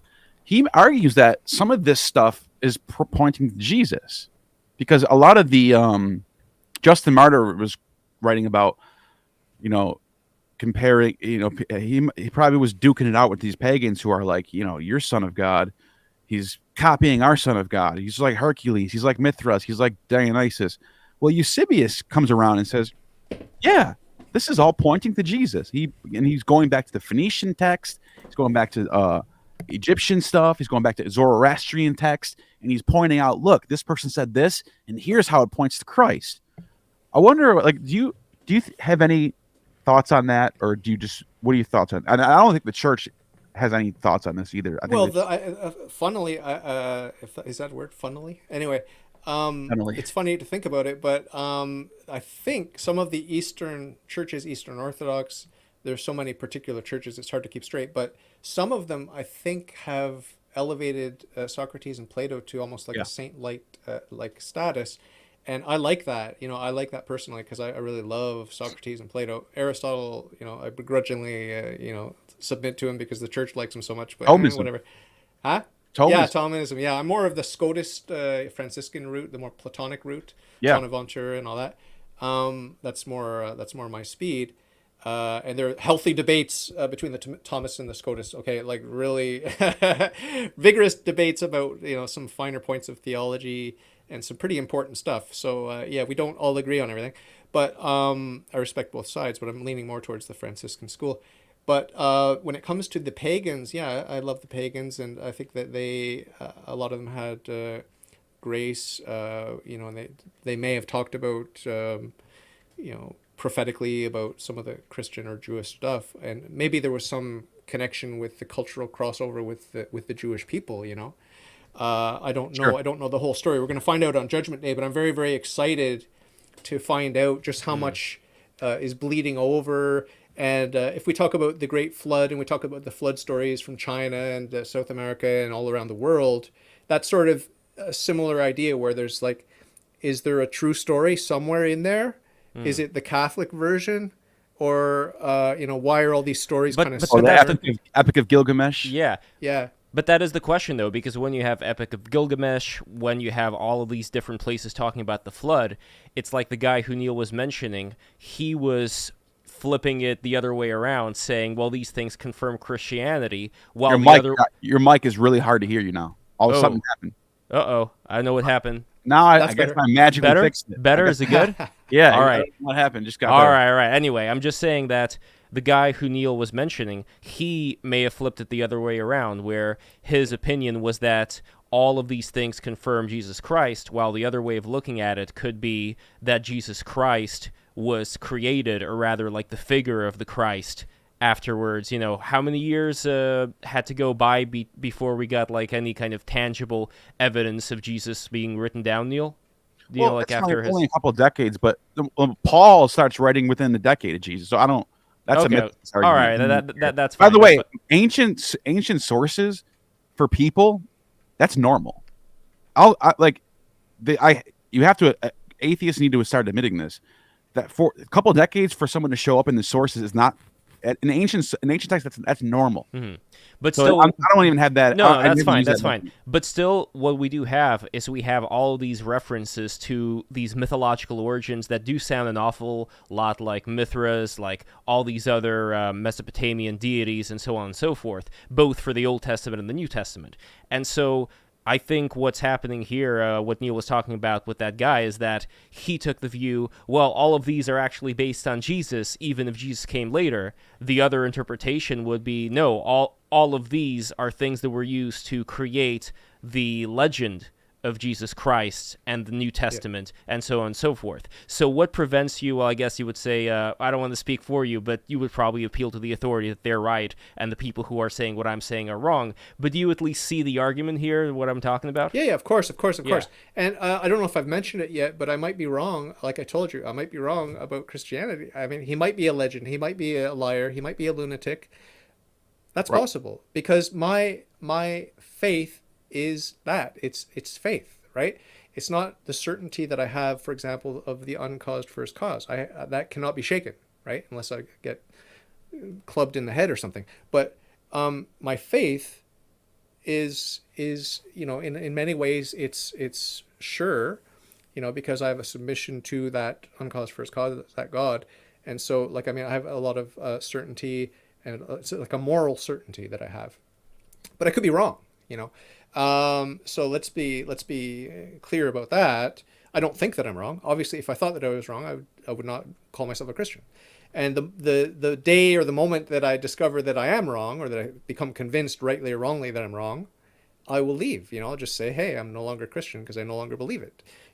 So it's not like I have absolute rational certainty. Sure, but when it comes to that specific argument about all of these mythological things being used to create, yeah, the Saint legend Augustine of the goes New through Testament. that. He does a good job of debunking that. Okay, it's just very, very simple. Like, where there's overlap, like there's never, okay, there are two possibilities. Either it's a perfect overlap, identical stories, in which case it's not two but one, or there's some differences, and then you just Right. look at the differences, right? It's like, it's very, very easy. So yeah, are there rumors going around? Like, just read the New Testament. There are rumors going around about what happened to Jesus. They corroborate each other, but there are superficial contradictions. Okay. Yeah. But it's the same thing with all the flood stories. It's like, are they 100% identical? No, they're diverse and different.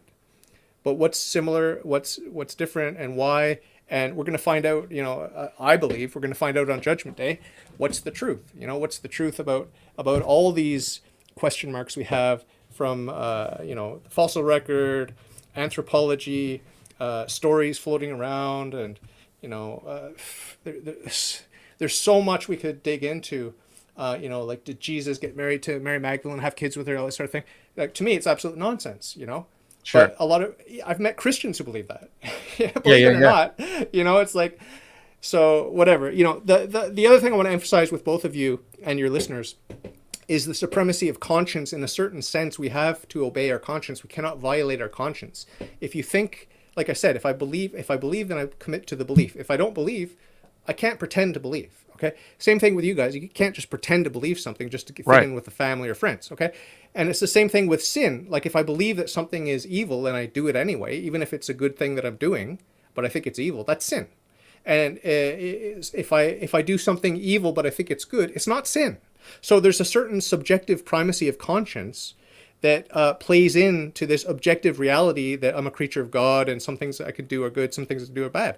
But it's what my intention is. That plays a big role too. And it's Yeah. the same thing with the leap of faith that I take or that you take, and you're both on a journey. Lev, I kind of insulted you earlier by just saying you're atheist, but that was just inadvertent. But I appreciate that you took umbrage with that, because it means you're on a journey, you're seeking, and you're not closed off to anything, really. Sure, but back to what we were discussing here, which is these mythological connections leading to Jesus. From Neil, do you understand David's argument against that? What are your thoughts? By the way, the text that I was thinking of was called Preparatio Evangelica, preparation for the gospel. By the way, everybody, I don't care what you are, atheist, Christian, Should read it. pagan, you should read this text. It's amazing. One of the How greatest. long is it? By the way, How long is it? very long.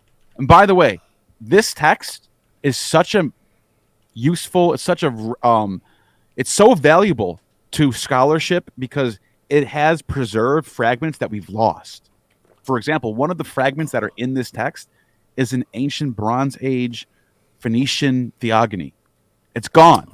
It's gone. It gets cited by people. We know it existed because people cite it, but the only place it exists, it doesn't exist by itself. It only exists in Eusebius's works, and he goes through it all.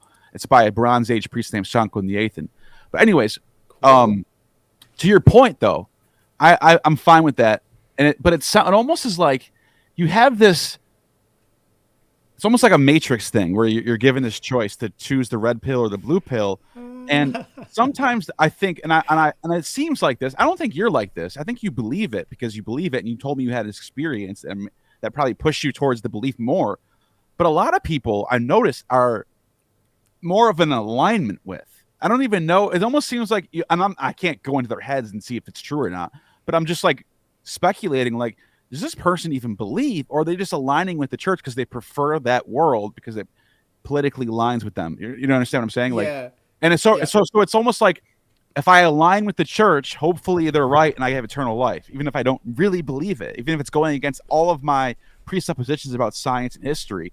I'm just going to go with the flow and see what happens, and hopefully, and there's doubts and doubts and doubts and doubts, and I think that's normal. I think there's probably a lot of people like that. Yeah, I want to say for the record that I made 2 videos about doubt, faith, and reason and how they work together to build a worldview, and I make the case, obviously, that the one true worldview is Catholicism. Okay, so spoiler alert there, but I sort of go through some of the excesses. If you have deficiencies in one area, excesses in another, where that would land you. It's a very interesting thought experiment, and it's not. I'm not committed to it 100%. It's just playing with ideas. Okay, so don't take offense if you watch it. You think I disagree with you on this and that. Yes, of course, just playing with ideas. But doubt, faith, and reason, how do they work together? And Blaise Pascal in his Pensée, I don't know if you read it, but it's a nice work with just little short observations about the faith.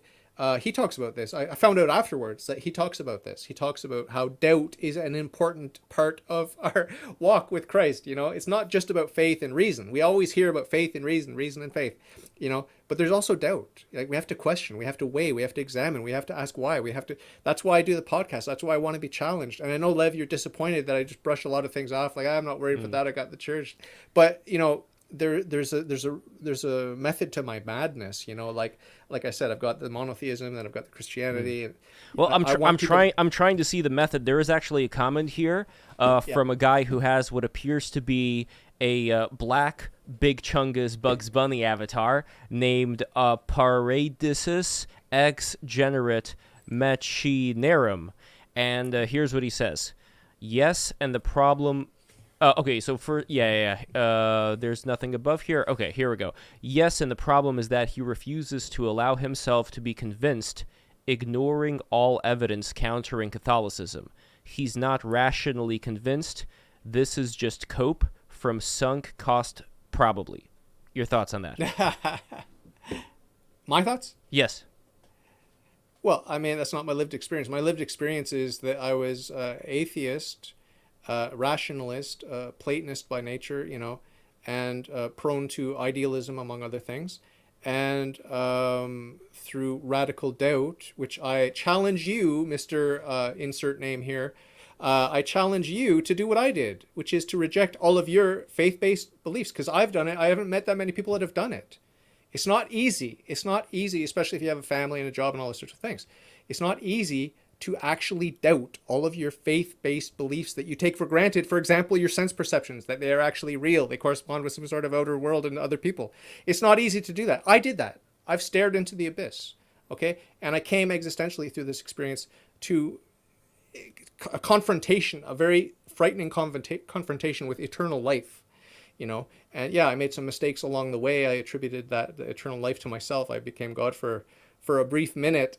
But I was glad to shrug off that responsibility and to admit that I'm not God, that God is God.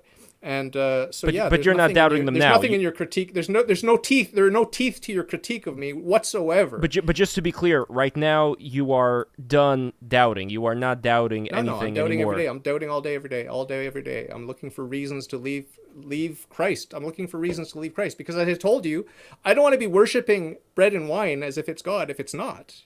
This is very important to me, to doubt my faith. Very important. So let's go to the $20 super chat, and it's from Adam J. Clayton, Body Genius. Doesn't authority usually trace back to someone saying, quote, because I said so, and you have to listen to me, because God told me, via some dream, vision, close encounter? Mormons make the same sorts of claims. Existential trips. Your thoughts, David? Oh my God.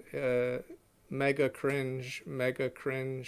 You need to understand metaphysics. If you're clumping me in with the Mormons, you have no clue what you're talking about. No offense to you, but their metaphysics is whack. It's just it's atheistic, materialistic, pantheistic nonsense. Their so-called God is just a man. Okay, it's a material being subject to change. You can't compare monotheism with Mormonism. No offense to my lovely Mormon friends, okay? But what was the first part of the question? Tracing it back to some man who says, God told me so? Yeah, well, no one makes the claims of Christ. No one. Find me one other person who makes the claims of Christ. And another aspect of my commitment to Christ that I haven't touched on, which is very, very, very, very, very important, is the example and lives and sufferings and deaths of the saints in every century, every decade of every century. Read the lives of the saints. Just read about St. Paul. Read about his what he did, his conversion. Look at his life before Christ. Look at his life after Christ. Come to your own conclusion. Look at the apostles. Look at their lives before Christ. Look at their lives after Christ. Come to your own conclusion. If you want to pretend that Christ is a liar, a lunatic, or a lord, I can't help you. We're not,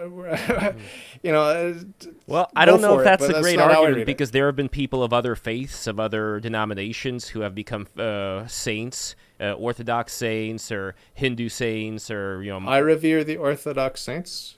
The All right. Hindus believe. The Hindus, again, if you're going to clump me in with the Hindus, I mean, that's a low blow because the metaphysics is all wrong.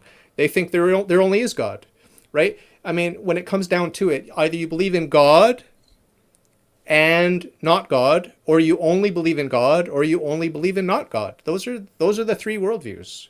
Or the nihilist. You struggle to meet one who actually doesn't believe in either God or not God. Like that, the true nihilism is hard to come by. No, but you're answering a different question, and then we're going to get to Neil after this. But just to be clear, I'm not arguing for Hinduism. What I'm basically saying is your argument about, well, just because you converted to Christianity, Catholicism specifically, and you do good works and you're a saint, that means that Christianity works.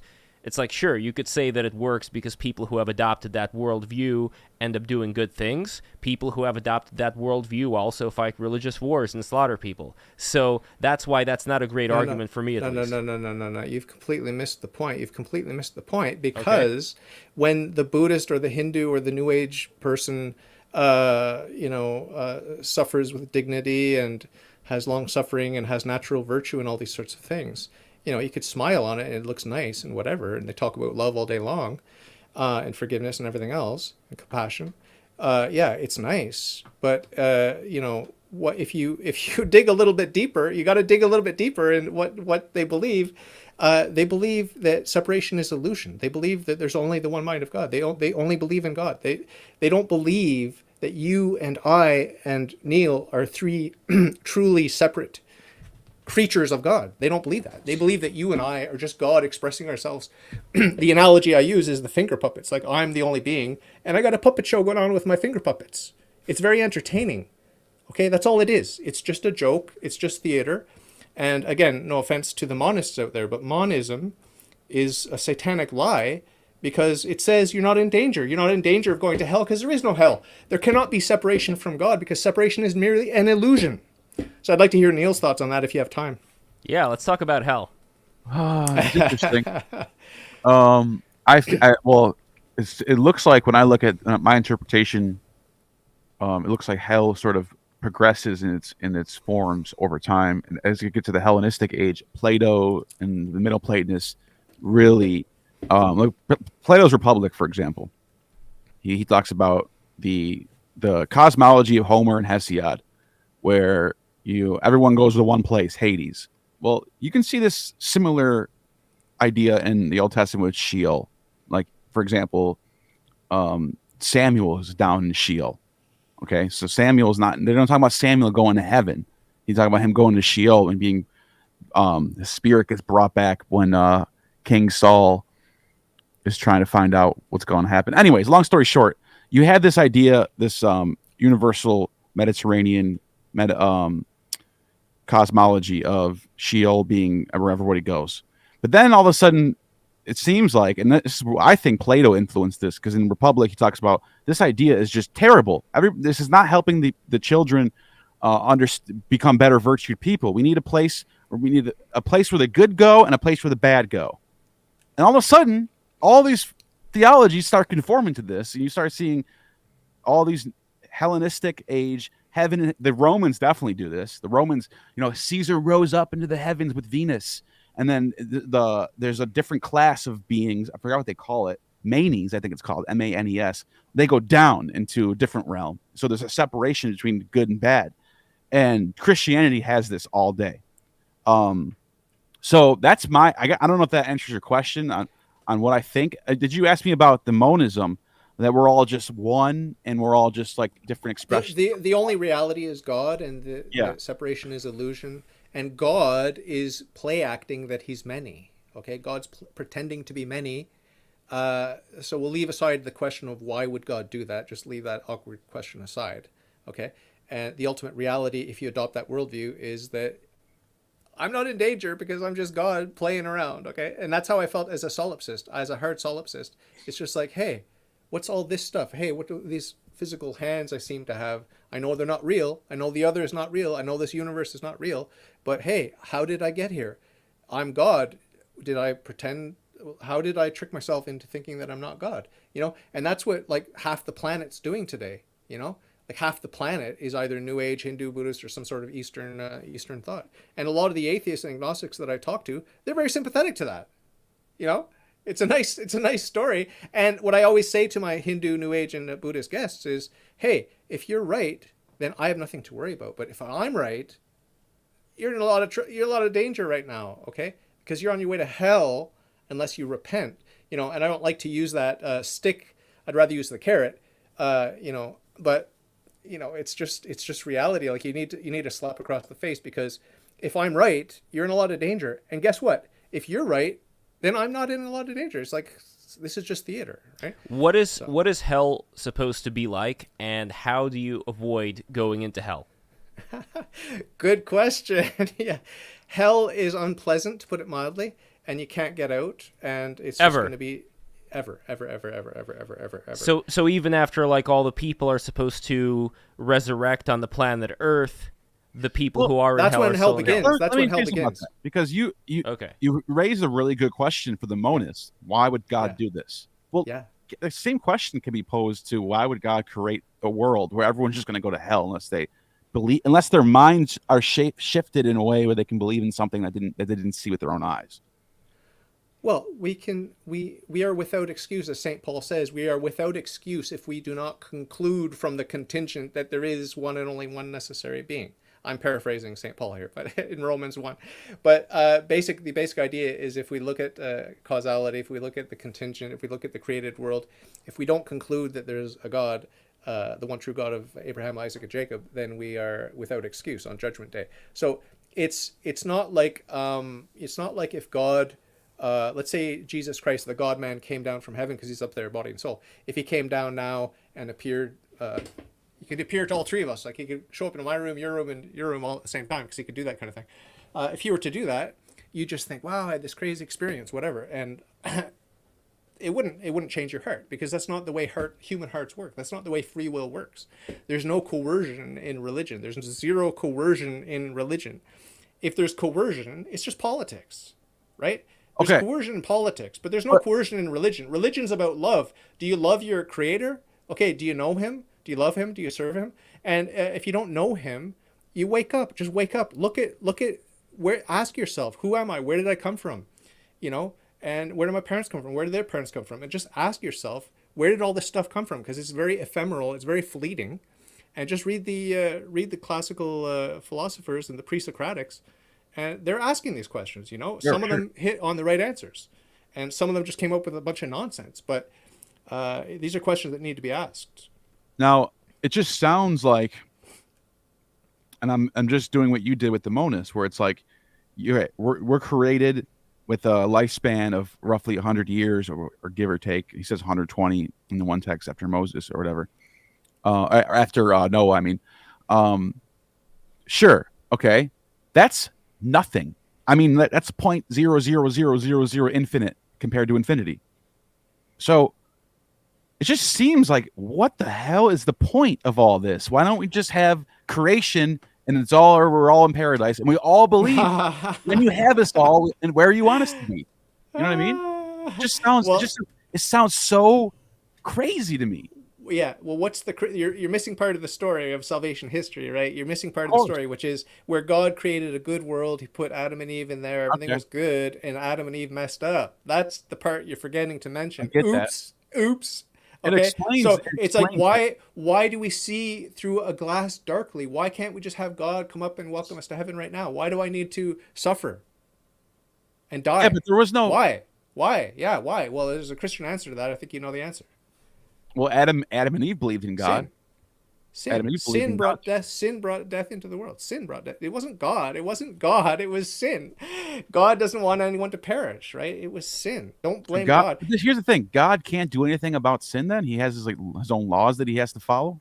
There's That's what good it sounds news. There's good news. I don't know if you heard about it. I but know. there's good I news. knew you were There's going to say good this. There's good news. There's bad news and there's good news. So take the good news. That's my advice. But I'm being a bit silly with you guys. Obviously, Sure. I hope you don't take it to heart. I'm just playing playful. I'm being playful. You're fine. But you know what I believe. You know that I believe we fell from grace, and that's our fault, and it's not God's fault. And I hope that is somewhere deep in your hearts. You come to at least contemplate that.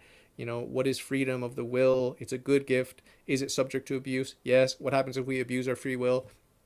It's not good. It's not good. Look at the wars. Look at the rape, incest, and the in the case of people who are not able to exercise their will properly. Like, for example, there was that South Park episode, "Do the Handicapped Go to Hell?" I don't know if you're familiar with that one. No. But No. You understand where I'm going with this, right? The idea, like, they had this character, Timmy, who's in a wheelchair, and he could only, like, repeat his name, Timmer, Timmer, Timmer, Timmer. And there was a question that Cartman brought up, I believe, where Timmy, being handicapped, not really understanding what's going on, not really being able to accept Jesus into his heart, like, what happens to those humans who are born in that situation? You asking me? Yes. Well, they're going to end up in one of two places, right? Heaven or hell. And I trust God because, as you read to me from the dogmas, He's perfectly just, perfectly merciful. I trust Him. I'm going to be happy with His decision. I'm going to be happy with God's decision. And by the way, if you look at number 197 or something, one of the dogmas there, it's about predestination, this Calvinistic idea that some men are predestined to heaven, some are predestined to hell. That's a Catholic teaching, okay? Wow. But it's not 100% predestined. But some men are predestined to heaven, some are predestined to hell. And but we do have free will, So do I think that I'm predestined to heaven? I hope so. I don't think so, but I hope so. Do I think I'm predestined to hell? I might be, but I certainly hope not. So it's like because of sin, I don't have the clarity. I see through a glass darkly, and I'm very inclined to sin myself. I'm very inclined to selfishness. So I'm in a state of uncertainty and anxiety. And if you meet certain Protestants, like my friend who's in the live chat, Rebecca, she thinks she's once saved, always saved. She believes that she's righteous because of the righteousness of Christ, and she can't end up in hell. Like it's amazing. It's amazing. That makes more sense to me. The universalist message, is that what it's called? Universalism? No, she's not a universalist. She believes that because she committed to Christ, that she's saved. She's in. But at any point in life, right? Even as a 12-year-old doing confirmation, that's what I'm saying. Well, I don't believe in once saved, always saved. Neither did Right. St. Paul. No, I'm asking, is that what that's like that doctrine, right? The doctrine of like saved, always saved? From her standpoint, let's just say for her standpoint. Yeah. Once in any point in your life, if you at one point in your life said, "I believe in Jesus," and then that's it. It's like that's like photoshopped. You're set. You're set. Yeah, it doesn't matter what you do after Okay. that. Okay. See, that almost makes more sense to me. Than because it's like you did it. Yeah, but then what happens to all the deaf mutes? You could have died the next day, and then Yeah. nothing. I don't know. I'm just saying. It's just No, but that's the important question here, right? Like, if we're talking about somebody who's so disabled that they're not able to understand who Jesus is, what exactly is going on here, that's another factor. it's like, what, do they go to hell then? That's it? Like, right. that's their only lot in life? I mean, I obviously I don't condemn anyone to hell that's still alive, or even those who have passed on. Like Hitler's dead; he's long dead, and most people think he's going to hell. I don't presume that he's going to hell. I hope that he's going to heaven.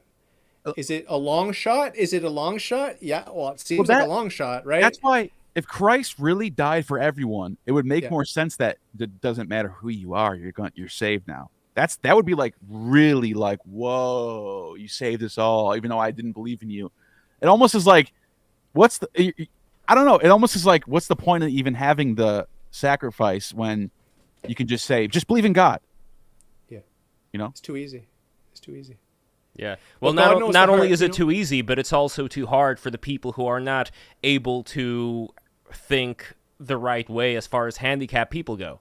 Or people on a desert on an island who are like over in near Yeah. what is Papua New Guinea Sure. area. Yeah. They don't have any idea of But Christianity the or sin. They don't know what any of that stuff Yeah, or is. the New Sentinel Islands. They keep on killing all the people who try to tell them about Jesus. Right. yeah. Well, the fact that you love your fellow man, the fact that you love yourself, the fact that you're concerned about the justice of God. I mean, it's kind of cute and silly, and it's naive, frankly, because you don't need to worry about justice of God. Just God somewhere in the Old Testament said, "Are you sure it's your ways that are unfair? Are you sure it's not your ways that are unfair?" Because the Jewish people were saying, "Oh God, you're not fair. It's not fair the way you do things," and God answers anthropomorphically, "Well, are you sure it's me that's unfair? Are you sure it's not you that's unfair?" And that's what I say to you. Are you sure it's God that's unfair? Are you sure it's not that you that's unfair? So this is why I always go back to first things, the principles of my faith, and that's the goodness of God, the infinite mercy and justice. Can I say something about that point? Because I get what you're saying, and I'm fine with that. But then it's God being a good, all good judge. Yeah. And you would think, like, okay, let's take this to Earth for a second. A good judge in real life, and real human judge, looks at a case and weighs the evidence and comes up with the right decision based on what's going on. There's not black and white. It's not like you did this, and this is what you get. Exactly. But That's the way God is too. Yeah. Yeah. Very nuanced. Very nuanced. It's way more nuanced with God. Way more nuanced with God than with any human judge. Way more nuanced. If that's the case, then you would think, from God looking at everyone's lives and saying, from your perspective, you weren't really given a good education. No one told you about Christ. You should get a pass, right? Yeah. Or no. You think so? You think God is like that? Of course, 100%. Okay. 100%. That makes more sense. 100%. I mean, the way we have to think about religion, like I got my handy dandy book of dogmas, right? The way we have to think about religion is that it's like, rules for the Christians, like, oh, what should I do? How should I think? What should I behave? And it's very much by the book kind of. That's one way of being religious, like the Jews of Jesus' day. Very by the book, and like, don't worry, we got it covered. We know all the law, and we have Abraham for our father, and all these sorts of things. This legalistic, rigoristic approach to religion. That's one aspect of religion. There's a good component to it, but there's a lot of man-made garbage in there, and ego, and just selfishness, frankly, and hypocrisy and bigotry. Okay, but the other side of religion is that faith side, the spirit of the law, and love and compassion and all the stuff that everyone on earth agrees about. When I talk to anyone on my podcast from any worldview, they all agree about the basic good stuff, right? So and then when it comes to God, God building a church, setting certain rules and truths that we can't stray from. When I took the leap into Christianity, into Catholicism, I said yes to that. Like, yes, I will try to conform with the rules and whatever. And it's not a burden to me. It's not difficult for me. I do it out of love, and I fall short, and I go to confession, whatever. But when it comes to God, God isn't bound by the rules and the books and the dogmas and all these sorts of things. He can do whatever he wants. So if I go around preaching to you guys, you have to believe in Jesus, you have to, join the Catholic Church, and you have to do this sort of thing. That's understandable from my human perspective, but from God's perspective, he could just do whatever he wants. If you go to your deathbeds, both of you, without the sacraments, the Catholic sacraments, I'm not worried about you, because God's got you in his hand. He's got a plan for you. And so there's the human perspective, and I have to live like a Catholic and preach like a Catholic. But then I understand that God, he's above all of that, and he could do whatever he wants to do. So I don't want you to paint a picture of the Christian religion like it's so rigid and tight and legalistic.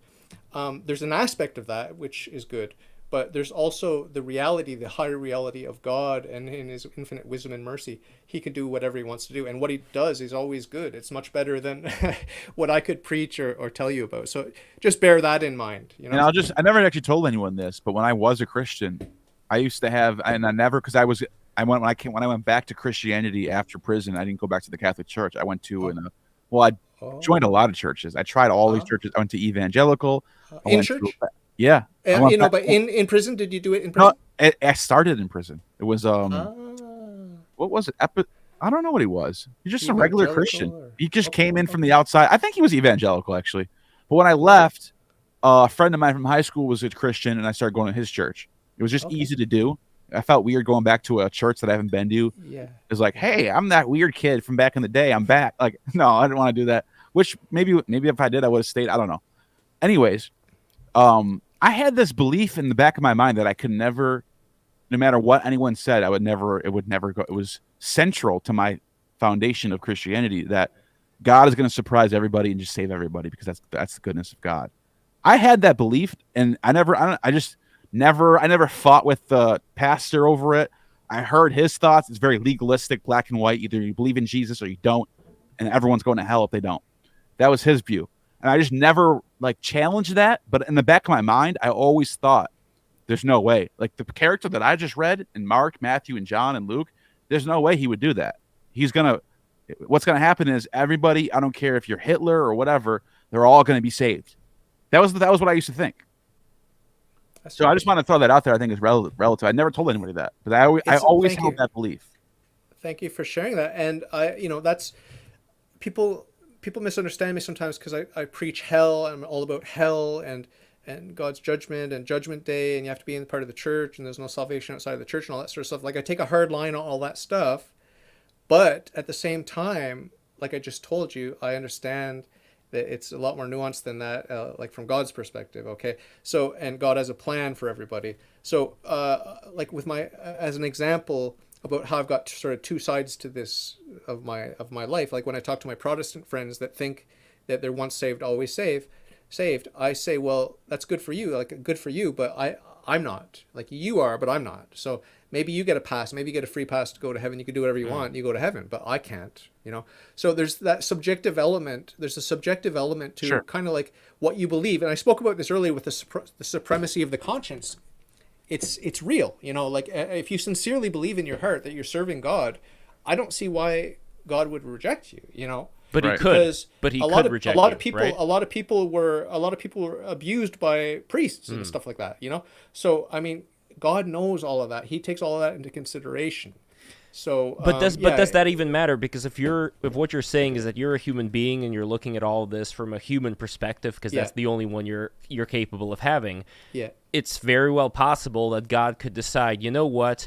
All these people who have been abused, molested, so on and so forth in life, I'm going to send them all to hell just because I feel like it.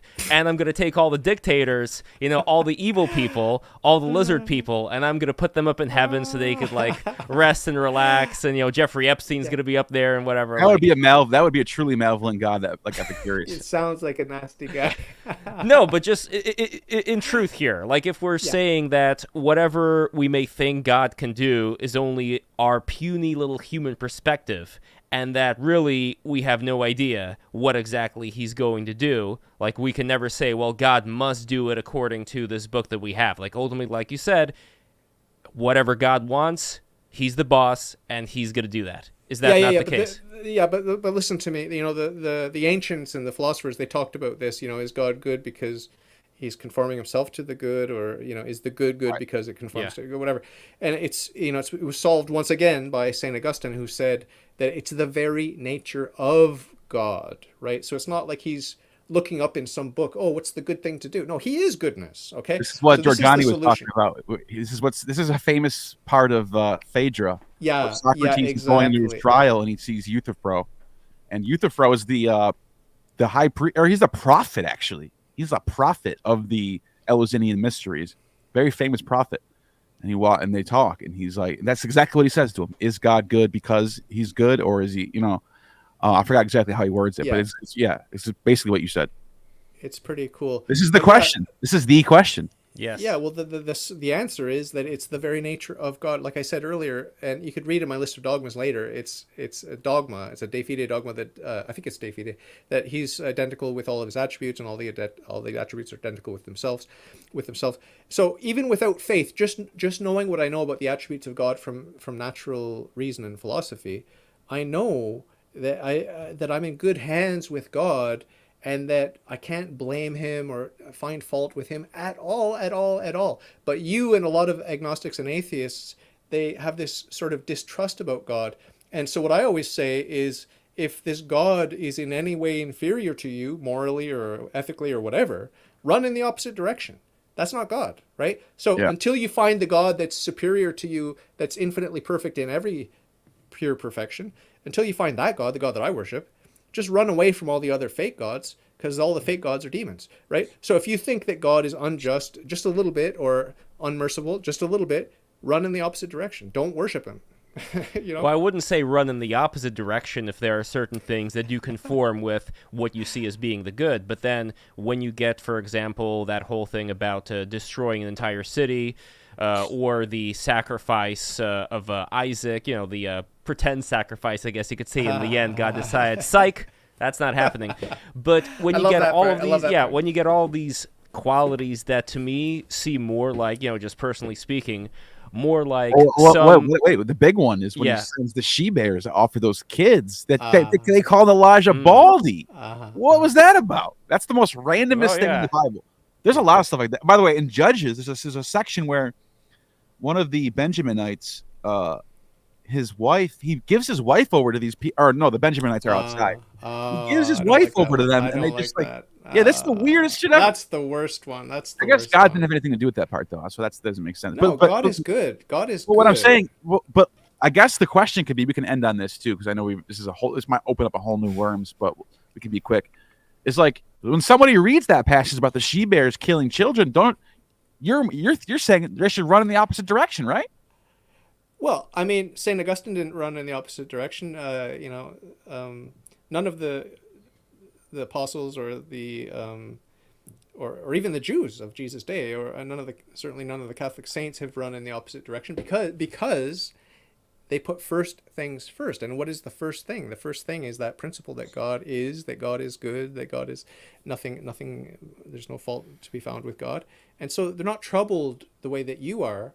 And the way that I was as an anti-Christian, anti-Catholic atheist for 25 years. But you don't have to be anti-Christian, anti-Catholic. You don't have to be anything. I know you're saying you were, but my point is that when you're talking about like these dogmas that you could say start, from a very philosophical perspective, and then they continue on down to things that at that point you might say, well, you know what? If I accept the good, why the hell should I care about the Trinity and the Pope and all of this stuff? Why can't I just be a good person and also believe or trust that there are things higher than me? But why would I go with this book where it talks about like she-bears attacking these kids and all these things? Like, why not just go the philosophical route? Why take all this stuff? Added that. That's a really good point that Lev's making. Somebody who's just completely takes all the stories and myths out of it. No Bible, no Hindu text, no Greek mythology. They're just purely living virtuous, believing in something higher, and hoping and having faith that if they live virtuous, there's something higher that's going to take care of them. It's the same stuff, isn't it?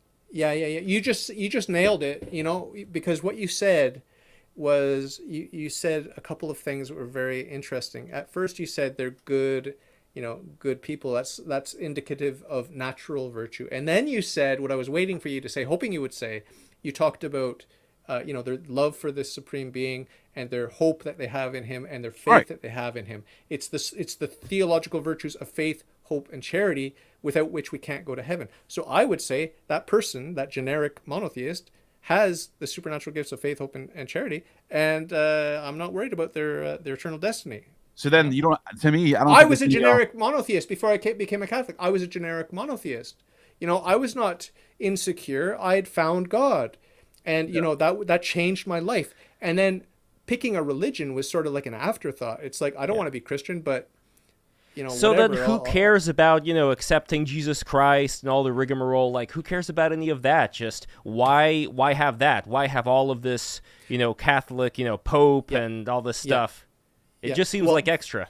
There are two answers I want to emphasize, very important to emphasize. First is, again, that existential subjective experience I had, where when I discovered God, I felt this impulse, which is just like a very strong craving very counterintuitive, because I was never into groups or ritual, but this craving was, I have to worship God publicly. Okay, that's component number one. It was like something that grabbed me when I discovered God and I fell in love with God. There was this push for me to public God worship. I have to worship him publicly. So am I going to be a Jew, a Muslim, or a Christian, or what? And I had to solve that riddle, and I did. Okay, and I'm very happy with the way things played out by God's grace. The second component of that is that, there's, because your question was, why do we need all the trappings of religion, and why do we need to have a pope, and all these sort of messy things that are, distasteful and a bit repulsive, frankly. Why was I anti-Christian? Why was I anti-Catholic? Because of the black legends, and because of the hypocrisy of the Christians, because of the nasty stuff that we read about in the Bible, all that dark stuff. So the conclusion that I came to, after embracing God and then committing to Christianity, even though I was anti-Christian, the conclusion I came to was that it's just like in the days of Noah, the people that were invited onto the ark, they said, well, this guy's crazy. This ark is black. It's stupid. He's like putting all these animals on there. It's like, doesn't make any sense. He's saying, it's like we're in a desert and he's saying it's going to rain. And, why would I lower myself to stoop to go into this little doorway into this stupid, ridiculous boat?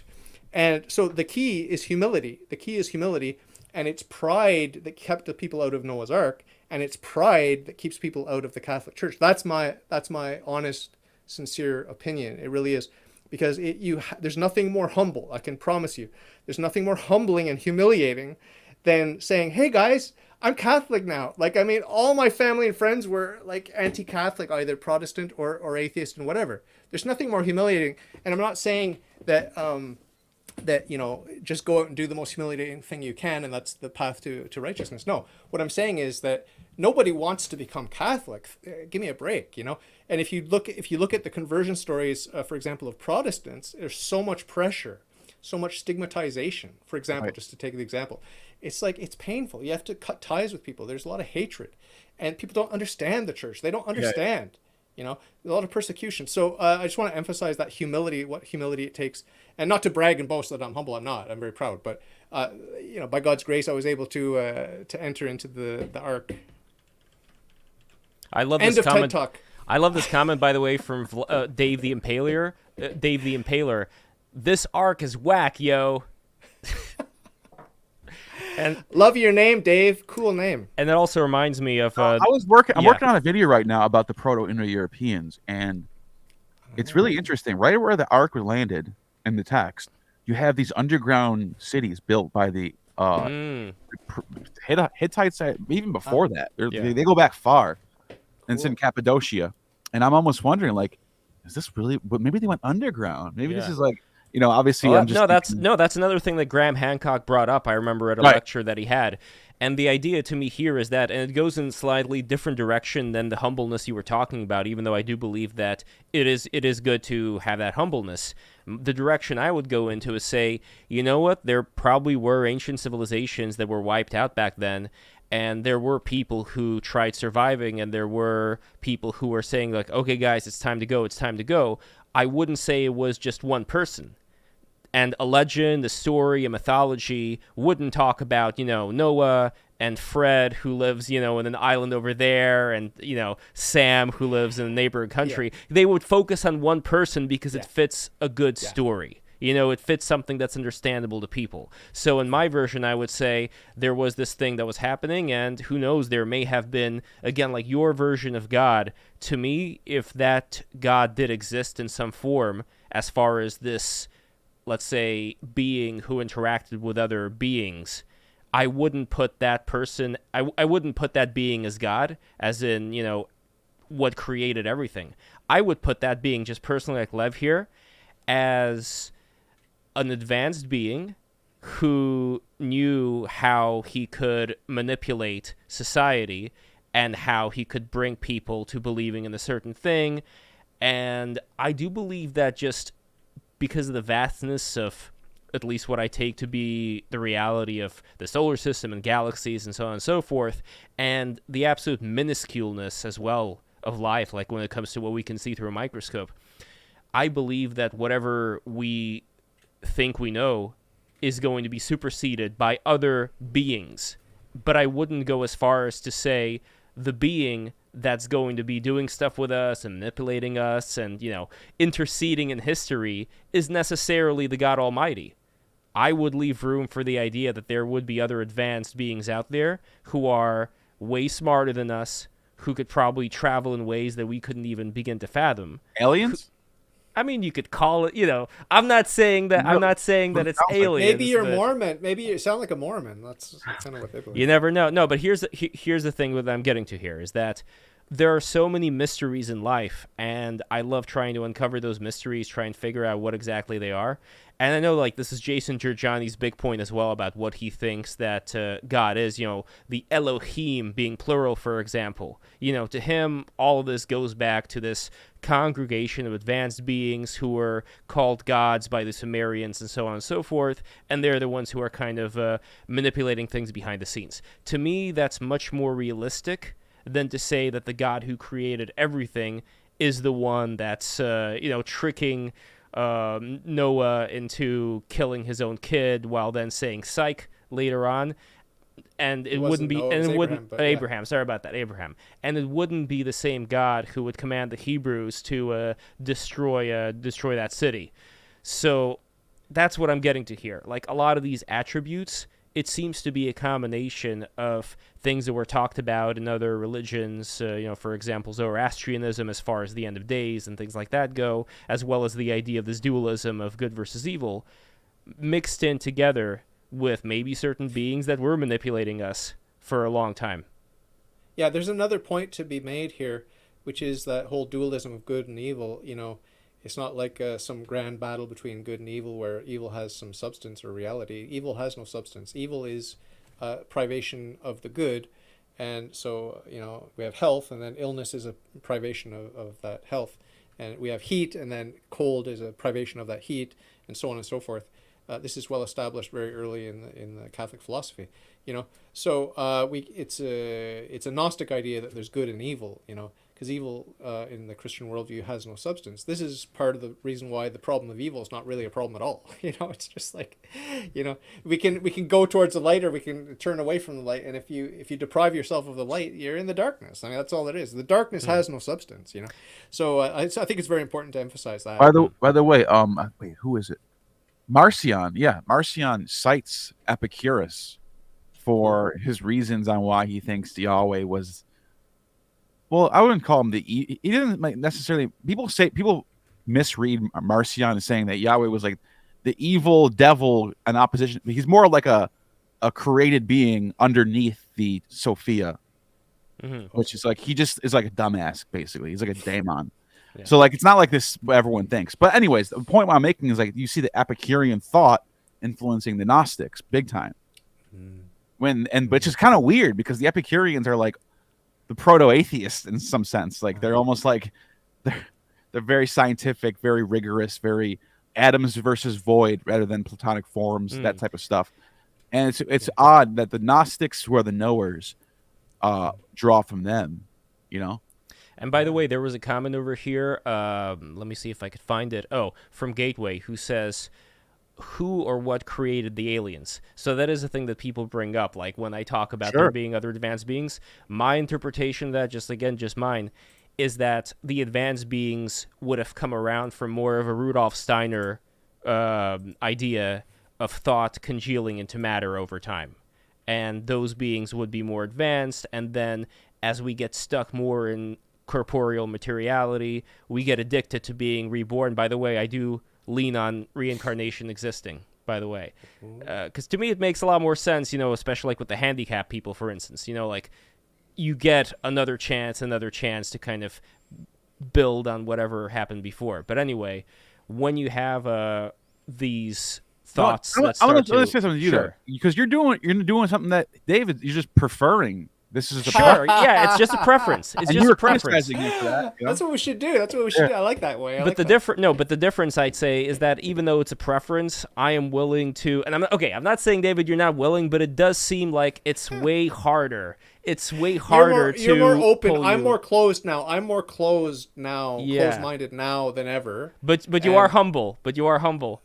And there is, by the way, this to finish this off, because this is a fascinating discussion, but I Sure. think now it's time to finish it off with the lyrics from Amish Paradise, because you were talking about humbleness. I love it. Hitching up the buggy, churning lots of butter. Raised a barn on Monday, soon I'll raise a nutter. Think you're really righteous? Think if you're pure in heart? Well, I know I'm a million times as humble as thou art. I'm the pious guy the little omelets want to be like on my knees day and night, scoring points for the afterlife. So don't be vain, and don't be whiny, or else, my brother, I might have to go medieval on your hiney. It's good. I saw Weird Al in concert here in Montreal. It was amazing. Ah, Weird Al, nice. legend. And when I let my hair down, that's what I look like. I look like Weird Al. Nice.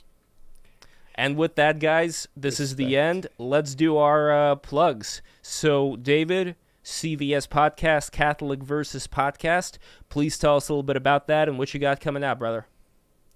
I'm just interviewing buttloads of people, a lot of New Age people recently. I'm finding them on Podmatch. But I interview all kinds of people, Christian, non-Christian, and it's just amazing. Come over to my YouTube channel. I think you can find it in the link there.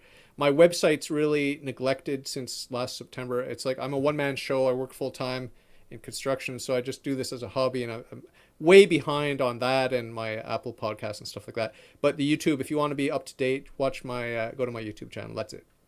Oh, and before Neil, another sizzler from Dave the Impaler here. Those handicapped people were Bolsheviks and SS officers in their past life. Don't feel bad for them. Oh, God. Neil, what do you got to plug, my man? Gnostic Informant on YouTube, and I have a second channel where I put up clips and compilations of my content that over the time. So there's two channels, but mainly just Gnostic Informant. Look it up. I do documentaries, interviews, sometimes live. I haven't been live in a while, but I think I'll start doing it again. And yeah, that's it. Excellent, guys. And you could find me on X at Lev Po. And if you guys enjoyed this, make sure you like right now. Smash that like button. Smash the subscribe button. Make sure you click the bell. The bell is very important for getting updates on the next BTR episodes. And we're going to be coming out this coming week with probably one of the greatest BTR episodes of all time. It was filmed live in New York City with me, Jason Giorgiani, and Gnostic Informant Neil. The three of us got to meet finally, all three of us, the first time in New York City. We were hanging out there. We were going, eating, drinking. It was awesome. We even got the tour of the Metropolitan Museum, and that was... Yeah. That was cool. amazing. Yeah. So, guys, be sure to look out for that episode. And if you go to patreon.com/breaktherules right now, you can also watch the Patreon exclusive episode of the live stream with Jason Giorgiani that we shot in the same day. And how it works, and we're going to do a lot more of these afterwards as well, is the patrons get to ask questions to Dr. Giorgiani and Gnostic Informant and get the answers. And it was a really nice jam session there. So if you want to watch that exclusive episode, go to patreon.com/breaktherules right now. It's going to be at the tippy top there. And that's it. Subscribe, like, bell, all that good stuff. We're going to see you guys later. Mwah.